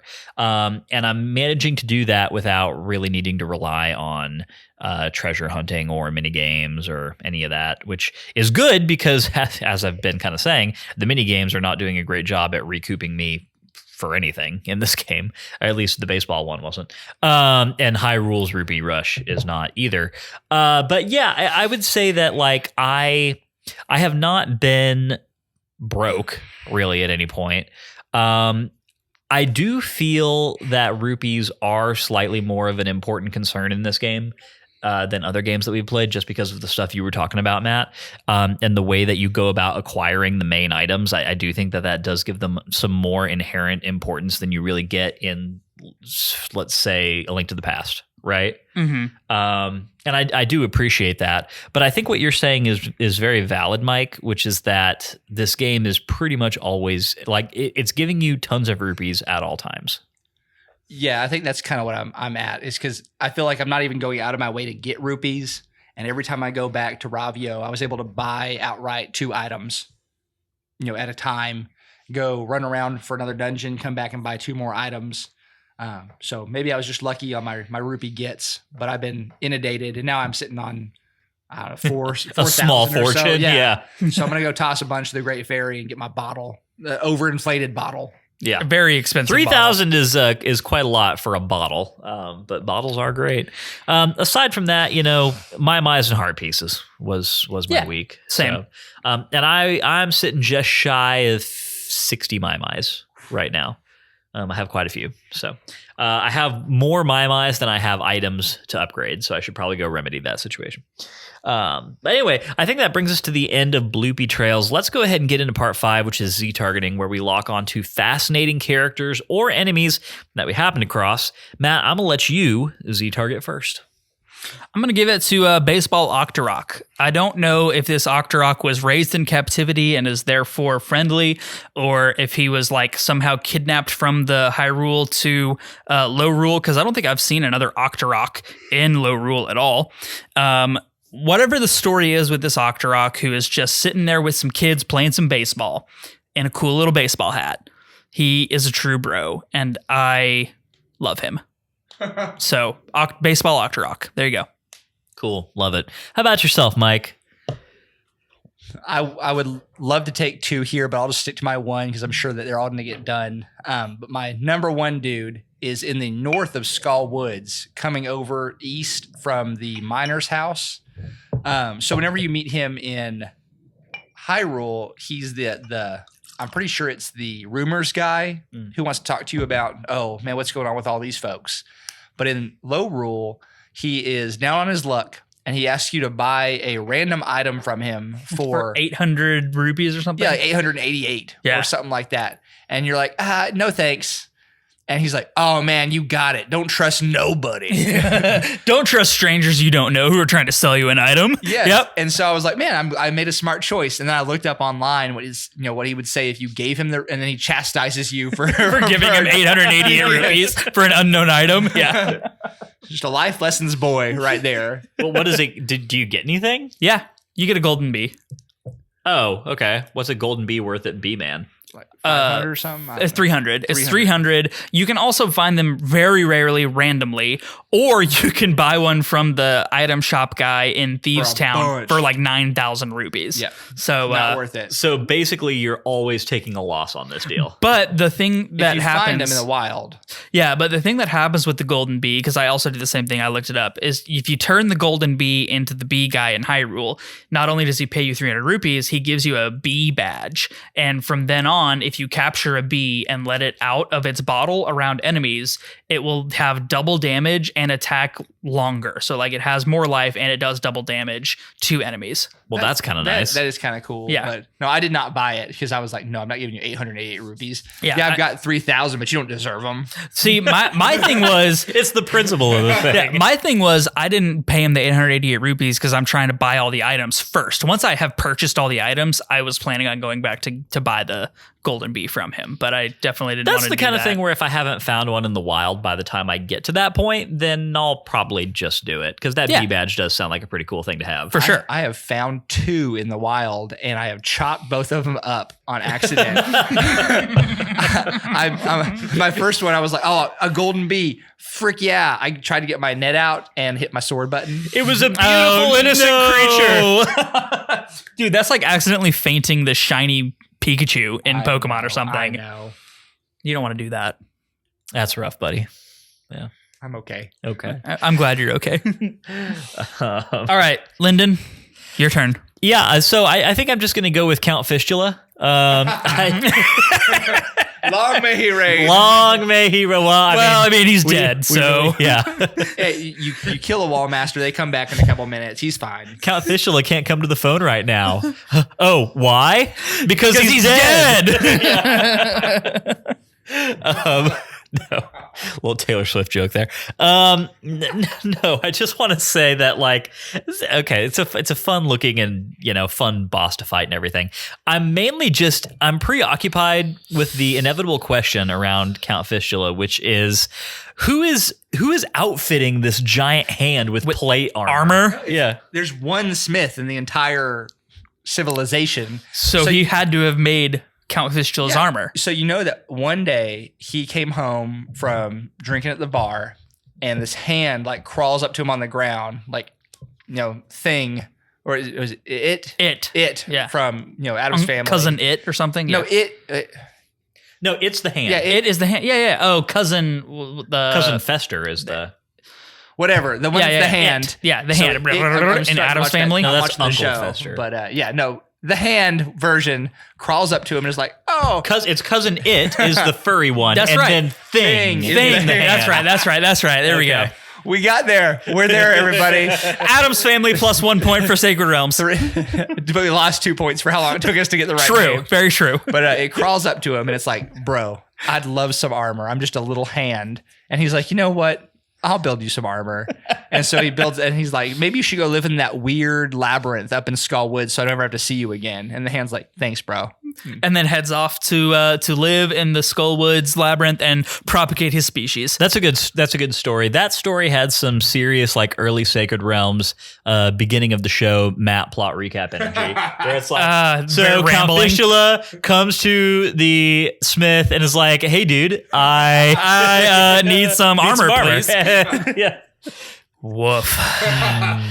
I loved it, Mike. It was beautiful. It was great. So yeah, there you go. I want to know who's making this creature's armor, and also where's the other hand.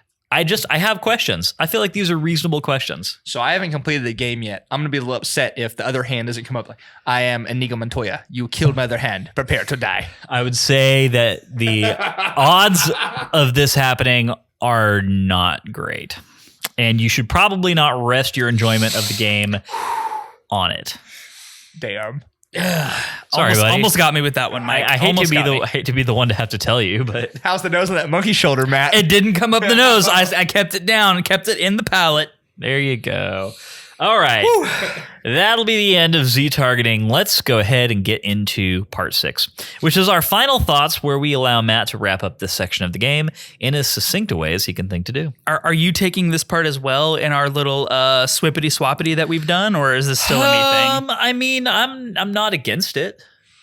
All right, how about this? You send me the closing thoughts and you wrap up, and I'll do the closing thoughts. Okay. I do not know what the other hand is. Yeah, how did they propagate the species without another hand? How did they just mitosis? Even if there were two hands, how are they propagating the species? Yeah, they're just hand hugs, Lyndon. Hand hugs. Rubbing eyes. Gross. Ew. I hate that.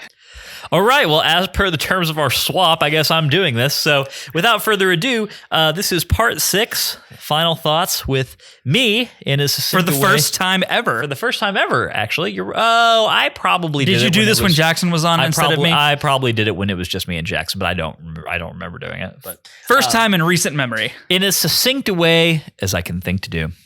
So Skull Woods brings us to the middle point of our adventures in Low Rule. We have got actually not quite the middle point. We still have more sages ahead than we have behind. Regardless, we've done quite a lot of exploring in Low Rule at this point and have come to a dungeon experience that does not reach the highs of the ones that we've come to before. Still manages to be a fun experience and certainly has a fun boss, but lacks the focus and clarity of design that made us enjoy Swamp Palace and Dark Palace so much. Regardless, we are still having a wonderful time with this game. There's a lot to love, a lot of fun exploring to do. The terribleness of the baseball minigame cannot rob our joy that we feel every time we boot this game up on a week-to-week basis. We look forward to yet more fun dungeon experiences in Low Rule. But that does bring us to the end of the Sacred Realms Rundown. We'll be back next week with another installment of the Sacred Realms Rundown. Guys, been a fun one. It's always a fun one. It's always a fun one. I don't think we've ever had a not fun episode. Let's be honest. I don't think we have. Love you guys. Love you too, Mike, buddy. have you ever had a not fun episode? Have you ever, has recording this podcast with us ever brought you anything less than joy? No, just joy. Cool. There you go. There you go. That's all we can ask for is just joy. There is something that I wanted to say. Obviously, so we're not going to be doing any more bonus episodes this season just because the way things are right now, we're ending this season the week before Tears of the Kingdom comes out. So we don't really have room to extend further because we're going to be, neck deep in Tears of the Kingdom once that happens. But I do want to say one thing I was thinking about today, Matt. I think that we are still due for a bit more of a specific breakdown with Nintendo on Tears of the Kingdom and its mechanics. I saw somewhere on Twitter that there is a theory that will be happening this Tuesday, which is the day before this episode comes out. What do you know on what that theory is based? I do not. It was literally just a random Twitter that I saw. Okay. Hold no stock, except that it has been floated into the ether. Well, I will say that look, I will be very surprised and frankly a little concerned if it turns out that there is no extra breakdown on this game and its mechanics and really what it is before the game actually comes out. Right? I agree. I think that if we don't get a little bit more information and maybe not as much information as we got for Breath of the Wild, because that had to really set the stage for the dynamic shift that Zelda was taking. I think we need something more, right? So yes, I agree with you. Like, we've seen a lot of cool stuff, but I think we still have way more questions about what this game even is than answers. Like, I feel like all that we have to go on are a series of really awesome looking trailers and no clarification on really anything. And so all that is to say, I really think we're going to get something more before the game actually comes out. Sure. We're running out of time. I mean, yeah, it's coming up real fast. Yeah. But that being said, if we're correct, and if there is a little something more that gets dropped on us at some point, then we'll pop something out into the world. Yeah, we'll probably just have to attach it onto an episode. Probably. Unless it's like really beefy. Yeah. We'll see. Nintendo's being very Nintendo about this. So as they are with all things. So anyway, stay tuned on that. Regardless, we are just a shade over a month away from Tears of the Kingdom. So I think what did we say? We're going to finish this game 2 weeks after Tears of the Kingdom launches? We're going to finish this game, and then the next week, the next episode after that is going to be that's right. So Tears of the Kingdom. It's like perfectly timed, basically. Yeah. It's awesome. Yep. Go us. Totally on purpose. You can't beat that. First try. First try, yeah. All right, well, let's get to the outro. Sounds good. Y'all, it has been an excellent week. Thank you so much. Mike, we'll catch you soon. We will catch you in the recap and rank episode for this game at the very end of the season. Which I think this has an interesting chance to kind of shake up a couple of things, in my opinion. I think there's some opportunity. Excited to recap, guys. If your brother will give me back the 3DS after I give it back to him. Yeah, we got to do a little swap-a-roo. Yeah, Matt, have a good trip, and we will see you for recording next week. Absolutely, we'll catch you on the flip side. Okay, welcome back, everybody. We said that we were going to cover a little bit of this Tears of the Kingdom news, and that is what we are going to sit down and do for the next few minutes. I do just want to say that if you are completely spoiler averse, if you're wanting to get into Tears of the Kingdom without any kind of information up front whatsoever about its gameplay mechanics, story, whatever, then now is the time to turn back. But if you're still here, it's time to have a discussion. A little upfront information. Basically what happened is Nintendo announced yesterday for us, this is Monday, the 27th, that on Tuesday, the 28th, they were going to drop a 13-minute YouTube video on their channel. It was going to be a showcase with Eiji Aonuma talking about some of the gameplay elements that were going to be happening in Tears of the Kingdom and lifting the cover off of a lot of the mechanical stuff of the game.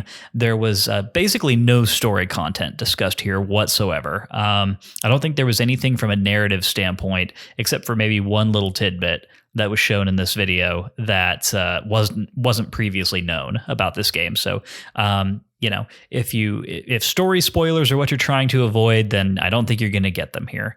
But with that out of the way, I'm going to introduce my two co-hosts for this segment. Of course, number one is Matt. How you doing, Matt?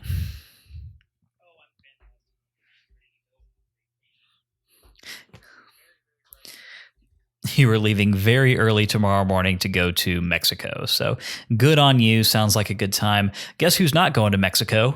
Me. I'm not going to Mexico. Yeah. But also our other co-host for this segment, Jackson, who is in an unprecedented manner, making his second appearance within a season of Sacred Realms. He may have actually done that before, but anyway, we're definitely taking all the Jackson that we can get these days. It's nice to see you here, buddy. There you go. And we've got some fun stuff to talk about. This was definitely a very interesting video. And, it's so interesting, Matt, because we were saying in our main episode that we were getting to the point where we really started to need to see something. Like we'd gotten some trailers and some scattered, little snippets of stuff, but we really didn't have too much of an idea about what the mechanics were going to be that set this game apart from Breath of the Wild. And I feel like we now have a pretty good look at that. Yeah, I think that it's really taking a turn into some more interestingly crafting-esque mechanics, which we actually even talked a little bit about what it would look like to have like township building in Breath of the Wild, and we're not getting like quite there, but there is definitely going to be some new and interesting things to explore, and I think it's going to make one thing that I'm really excited to see is what the community can do and find related to a lot of the different crafting that was shown today. Yeah. And so just to provide a little context to what we're talking about, the crux of this video really centered around this game's replacements for the core abilities that we had in Breath of the Wild. So obviously in Breath of the Wild, we had our Sheikah Slate, which was giving us remote bombs, magnesis, stasis, and cryonis, right? And those were the main abilities that we used to really interact with the world of Breath of the Wild, and puzzle solving typically revolved around using those in some combination. The ones that we saw in this video were, let me see, I have the names of these pulled up, and it's actually going to take a minute for me to commit these to memory because I don't think they're like quite as they're not quite as iconic sounding as the older ones, but they certainly look really cool. So the names of these abilities are Fuse, Ultra Hand, Recall, and Ascend. So basically, to sum it up very quickly, Fuse is an ability where we can combine objects together, thus creating more powerful versions of the base objects. The example that was shown to us in this trailer was Link fusing a rock onto a branch that he picked up on the ground, and thereby making a stronger weapon with more durability than either the rock or the branch by itself. They also showed off a really interesting moment where he took a long wooden spear and fused it with a pitchfork and made like this double super long crazy pitchfork spear, which was really cool. And then also showed off some more mechanical versions of that. It's not purely an offensive thing. There was an example they showed where Link sticks this puffy mushroom onto his shield, and when he deflects an enemy's attack, it creates a smoke bomb that kind of disables the enemy for a second. There was a really cool thing where they stuck a Keese eyeball onto an arrow, and that turns it into a homing arrow. And you can do the same thing with white chew jelly, for instance, to turn your arrows into ice arrows. But what do you guys think? To me, we'll go over the other ones here in a second, but to me, Fuse kind of feels like the main event of this whole thing, and this feels like the thing that people are going to lose most of their time to experimenting with. I don't know if I agree that it'll be the most time consuming, mainly because it's combat focused mostly as like weapon crafting, whereas something like Ultra Hand is going to be more focused on getting around the terrain, and this being an open world game, that's going to be a lot of your time, and I'm sure something that people will have a lot of fun exploring. But as far as Fuse goes, I thought it was really cool, the amount of different things you can do.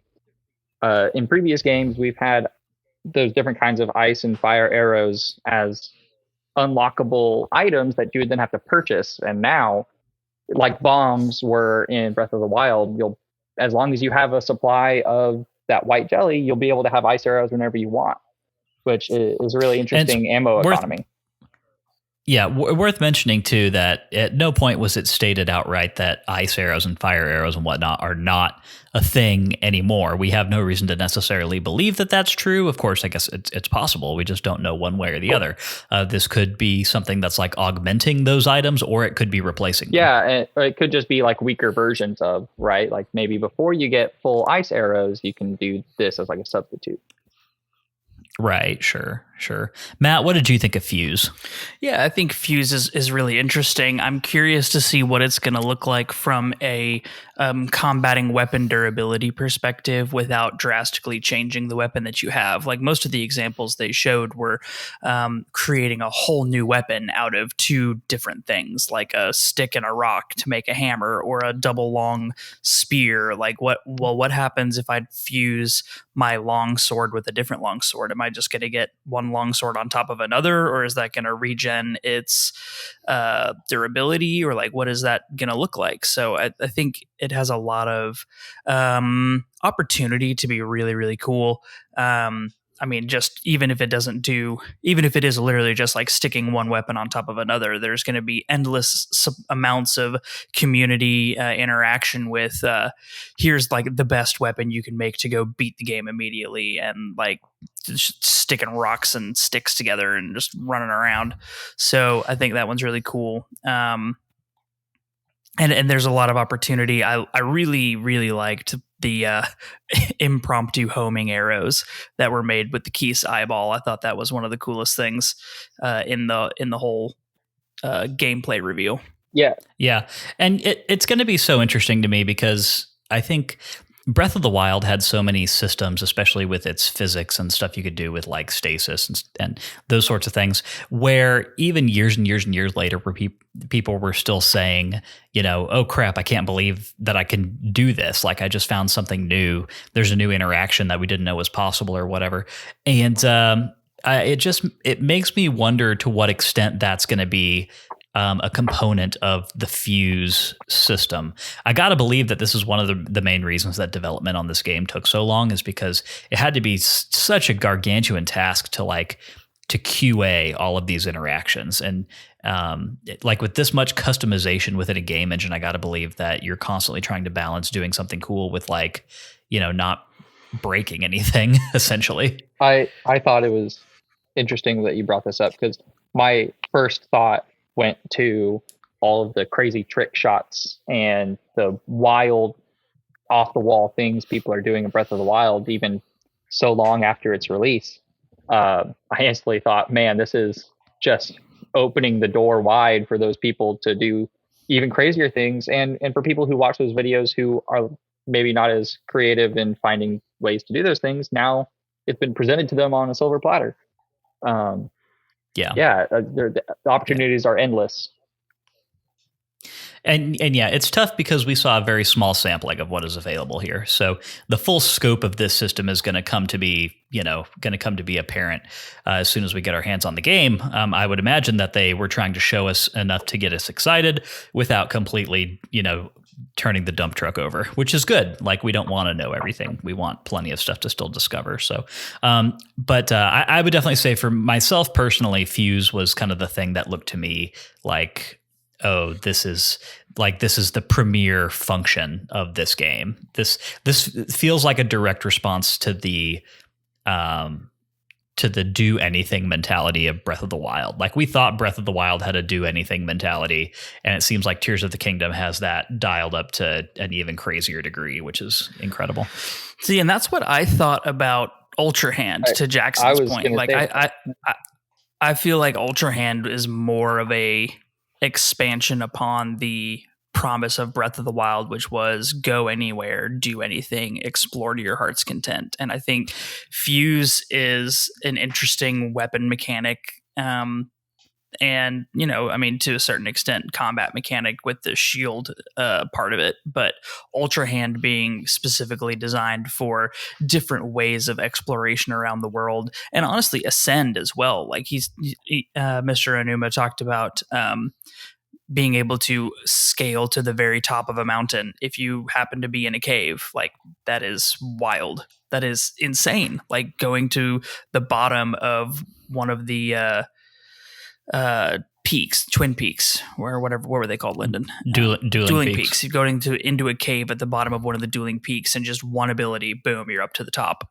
Like, yeah, both of those seem much more directed at expanding the promise of Breath of the Wild in a very interesting and unique way. Yeah, it definitely seems like a very intentional removing of some traditional video game barriers, right? Yeah, very much so. And as we pivot to Ultra Hand, if Fuse is weapon crafting, then Ultra Hand is Halo Forge, right? It's a way for us to interact with the environment in a completely different way and in a very creative way, right? We are basically Lego master builders from the Lego movie. We can take anything and create something completely new with it that has an amazing purpose. I thought that was a really interesting thing. Jackson, real quick, why don't you then, since you're already kind of talking about it, why don't you summarize what Ultra Hand was and kind of the examples that they showed us of that mechanic? Yeah, sure. Ultra Hand is basically the ability to take objects and glue them together to make new functioning objects. So the example that was provided in the showing was he needed to get across a river, but there was no boat. So he took 3 logs and glued them together with Ultra Hand. And so then he had a raft, but there was no way to propel him across the river. So he found 2 fans that are activated by hitting with your sword, and glued them to the back of the raft.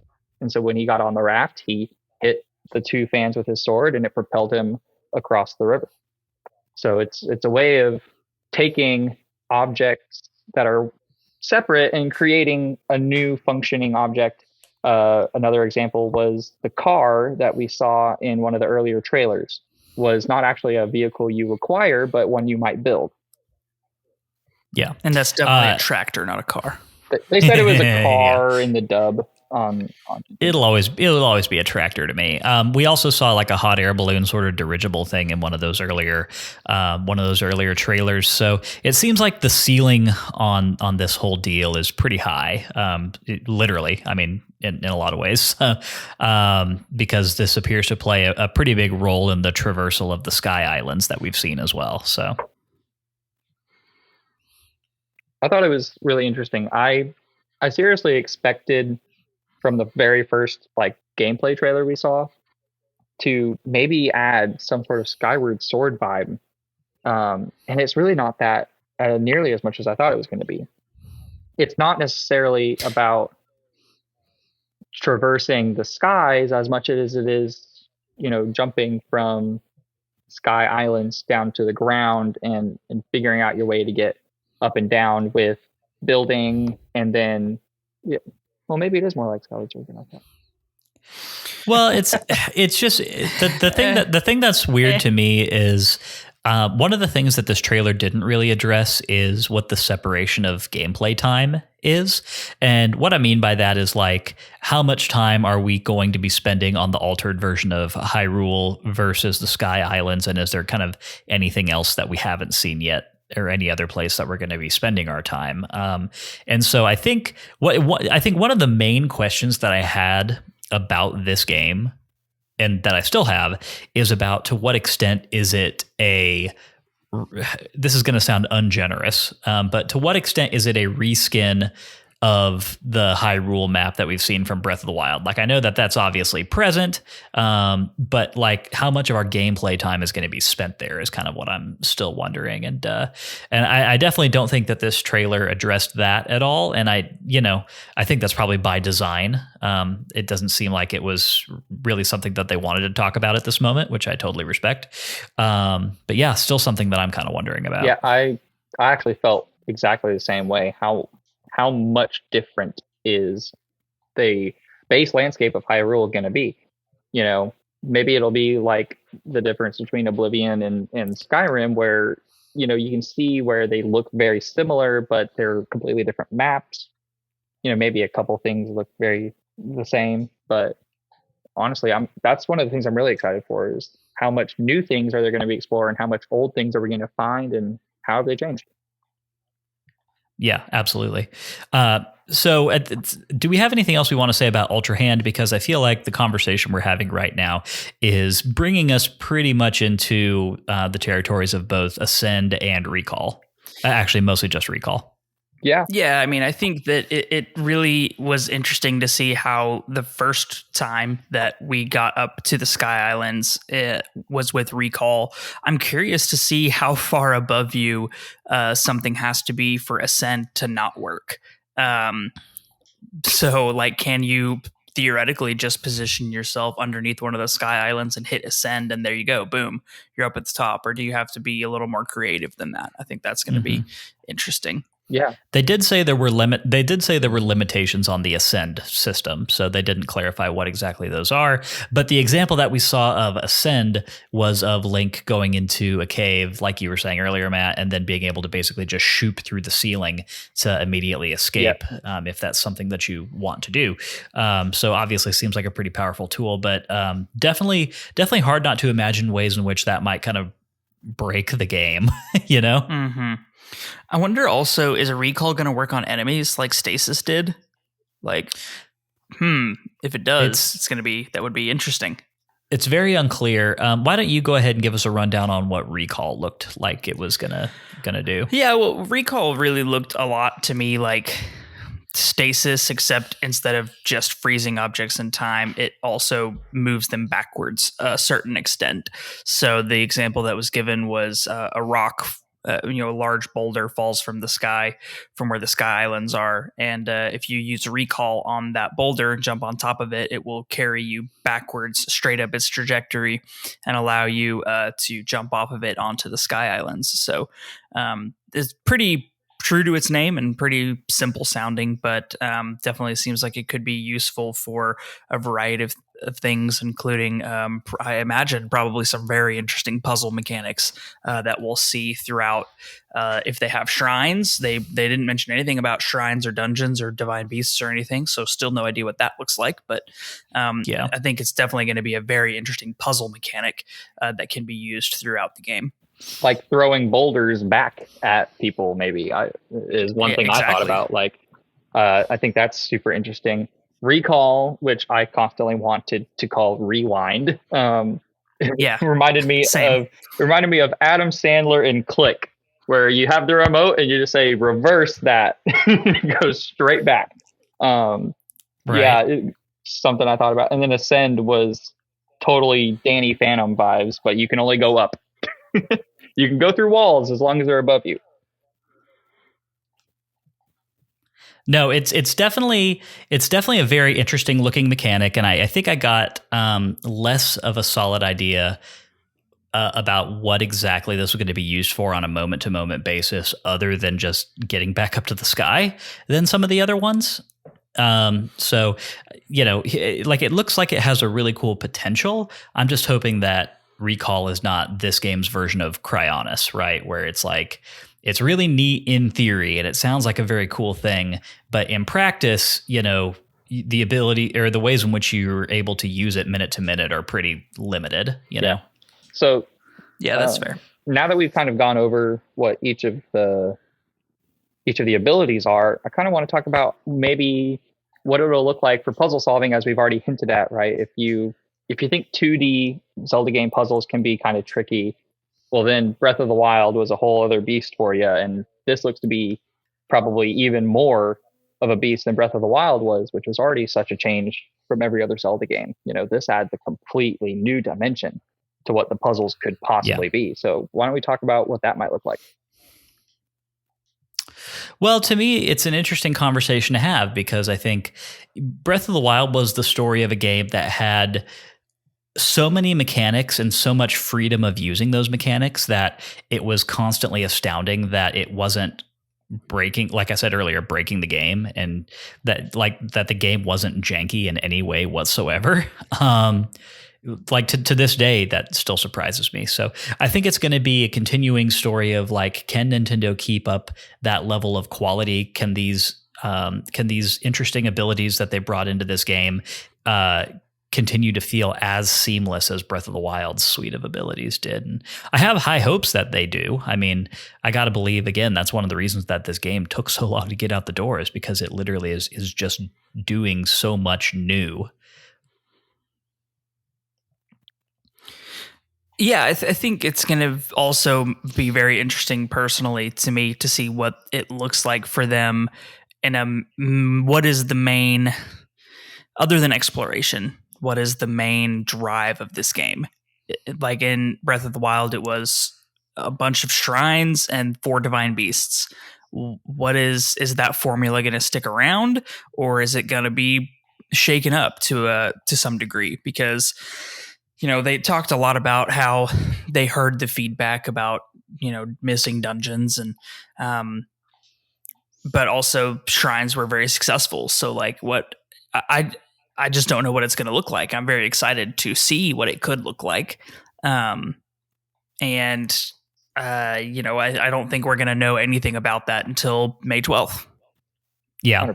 And that is very notable because, again, the whole the dungeons of everything, the shrines of everything, that's not stuff that we heard even slightly anything about. So I think they're keeping it very close to the vest on that stuff, which I think is probably good.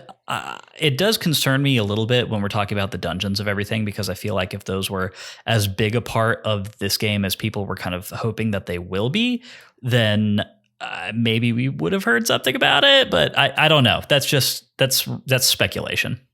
Yeah, I would love to still see shrines. I thought they were a super fun, replacement for, if you don't really want to do a whole dungeon, then maybe you just hop into Breath of the Wild and you spend 25-30 minutes solving a fun puzzle. And I thought that was great.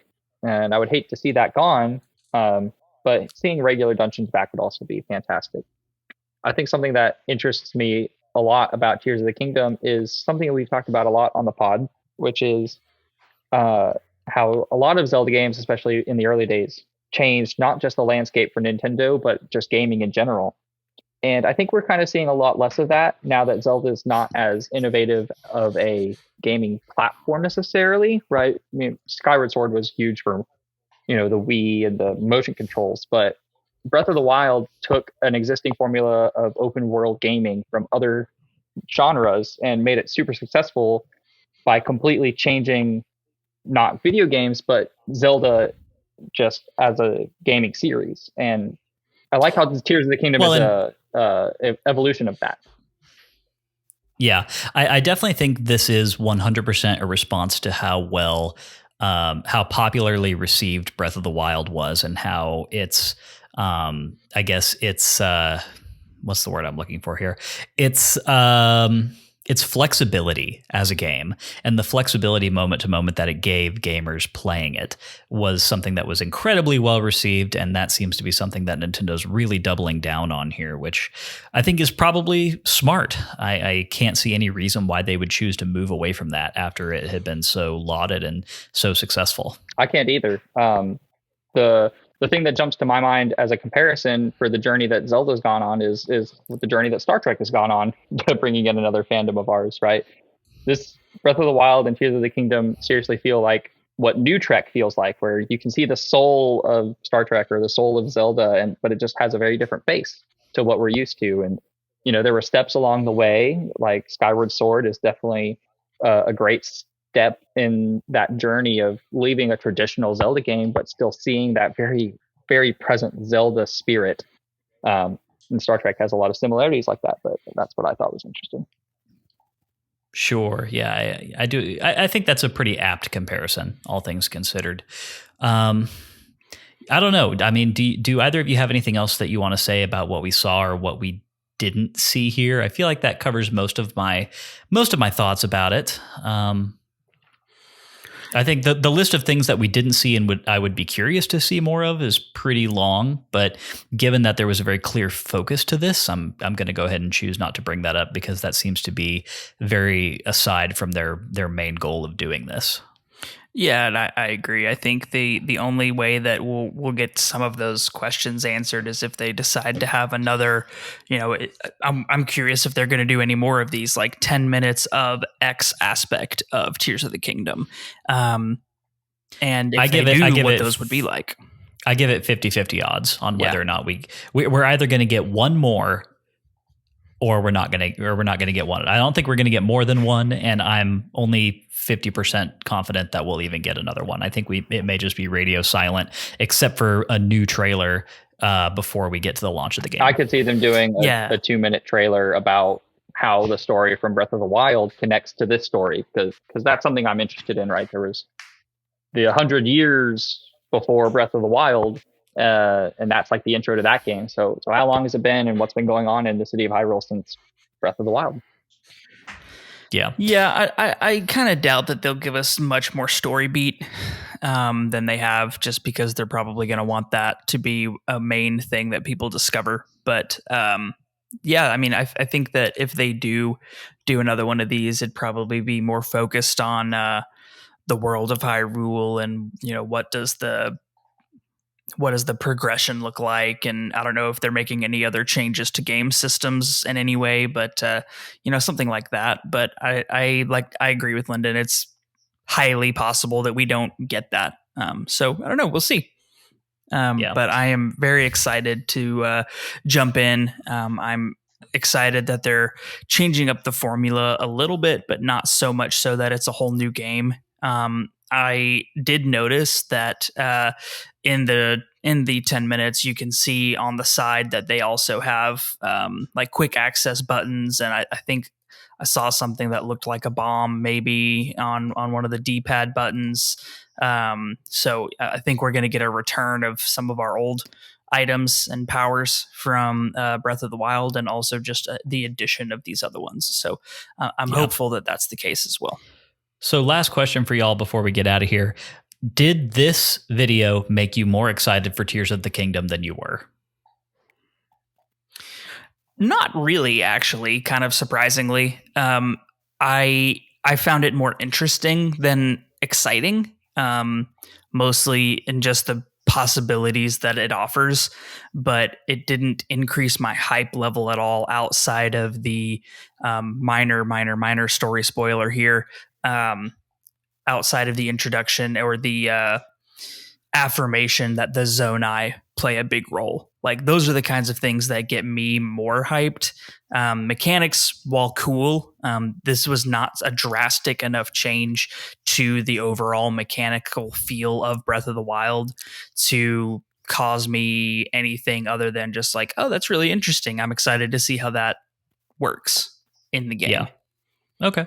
How about you, Jackson? I think I was more hyped just because Tears of the Kingdom, it's felt like it's been so long in the waiting that you're almost, up until this direct was announced, you're sitting around thinking, oh, it's already about to come out. Like, it's been so long since we've had a Zelda game. I kind of forgot that I wanted one so bad. And now the reminder is fresh in your face, and it's almost like re-energizing we can be excited again, because it's way closer than we feel like it is. It's been so long. So I think in that aspect, I am more hyped. But I'm interested to see just how much more mechanic heavy it is than Breath of the Wild, which was already mechanic heavy. Should be interesting. Yeah. So I will say that for me, I am more excited. I think one of the big questions that I had about this game was the extent to which it was going to be able to provide as much to do as Breath of the Wild in a similar world.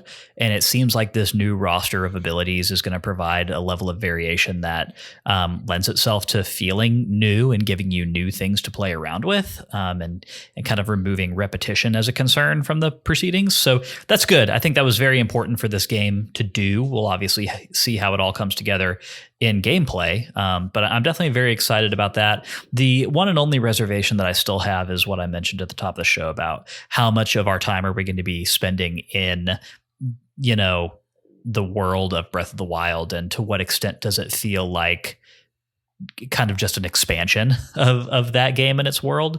I'm definitely not against the reusing of that world asset. We've seen that done successfully with other Zelda games in other places, and Majora's Mask is the big example, right? That's all reused assets from Ocarina of Time. Even though it is a different overworld, it's the same models and music and all that other stuff. And we do know that we are getting new areas here. So, as long as that feels impactful and it feels different enough to give a feeling of some variety, then I think we're all good to go from my end of things. I'm not really worried about the story, honestly. I have a high level of confidence that the story is going to be fantastic. Agreed. Cool.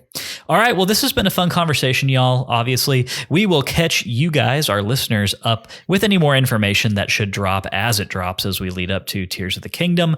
But if that doesn't happen, then hey, we'll catch you all when the game comes out and once we wrap up our Link Between Worlds coverage. But Matt and Jackson, this has been a really fun conversation, and can't wait to dive into this game more with you when it's in our hands. Yep, absolutely, gonna be fun. 100%. All right, y'all. Well, you two have a good night. Matt, have an excellent time in Mexico. Jackson, we'll catch up with you soon. I think you're actually getting recruited for next week's episode of the podcast, which you haven't heard about yet. Fantastic. But, I need to get my 3DS back from the detective. So I already have it for you. Fantastic. Cool. All right, y'all. Well, I think that's going to do it for this episode. We're going to call it good and catch up with y'all later. All right, guys, if you enjoyed today's show and would like a little extra Sacred Realms in your life, head over to patreon.com/Sacred Realms Pod and become a patron. Got no rupees? It's not a problem. 5-star Apple Podcast reviews are a great free way to support us. 5-star Apple Codpiece reviews. That's a whole different website. Do not Google that. Yeah, please don't. More reviews means that more people see our show, and that makes us very happy Hylians. Follow us on Twitter and Instagram at Sacred Realms Pod for updates on the pod and behind-the-scenes action. Sacred Realms will be back next Wednesday with our thoughts on Chapter 7 of A Link Between the Worlds, where we cover the Thieves' Den. We'd love for you to play along with us and share your thoughts on our social channels. A Link Between Worlds can be played on the Nintendo 3DS or 2DS, and Lyndon has incorrectly stated the trusty old N64, so I'm going to leave that in there. Yeah, the look. You don't update this very frequently. I know what to leave out of this when I read it. Yeah, but you didn't take it out of the written text, so... Well, sorry about that. That's my bad. But in the meantime, may your hearts be full and your arrows never miss. We will catch you guys next time. Sacred Realms is an independent podcast production, which is produced, edited, and mixed by me, Lyndon Willoughby. Our music comes from Zelda and Chill by Mikkel and is graciously provided to us by Mikkel and Game Chops Records. Zelda and Chill is available to stream on Spotify or to purchase directly from GameChops.com. Finally, our thanks go to Nintendo for creating such exceptional and innovative experiences.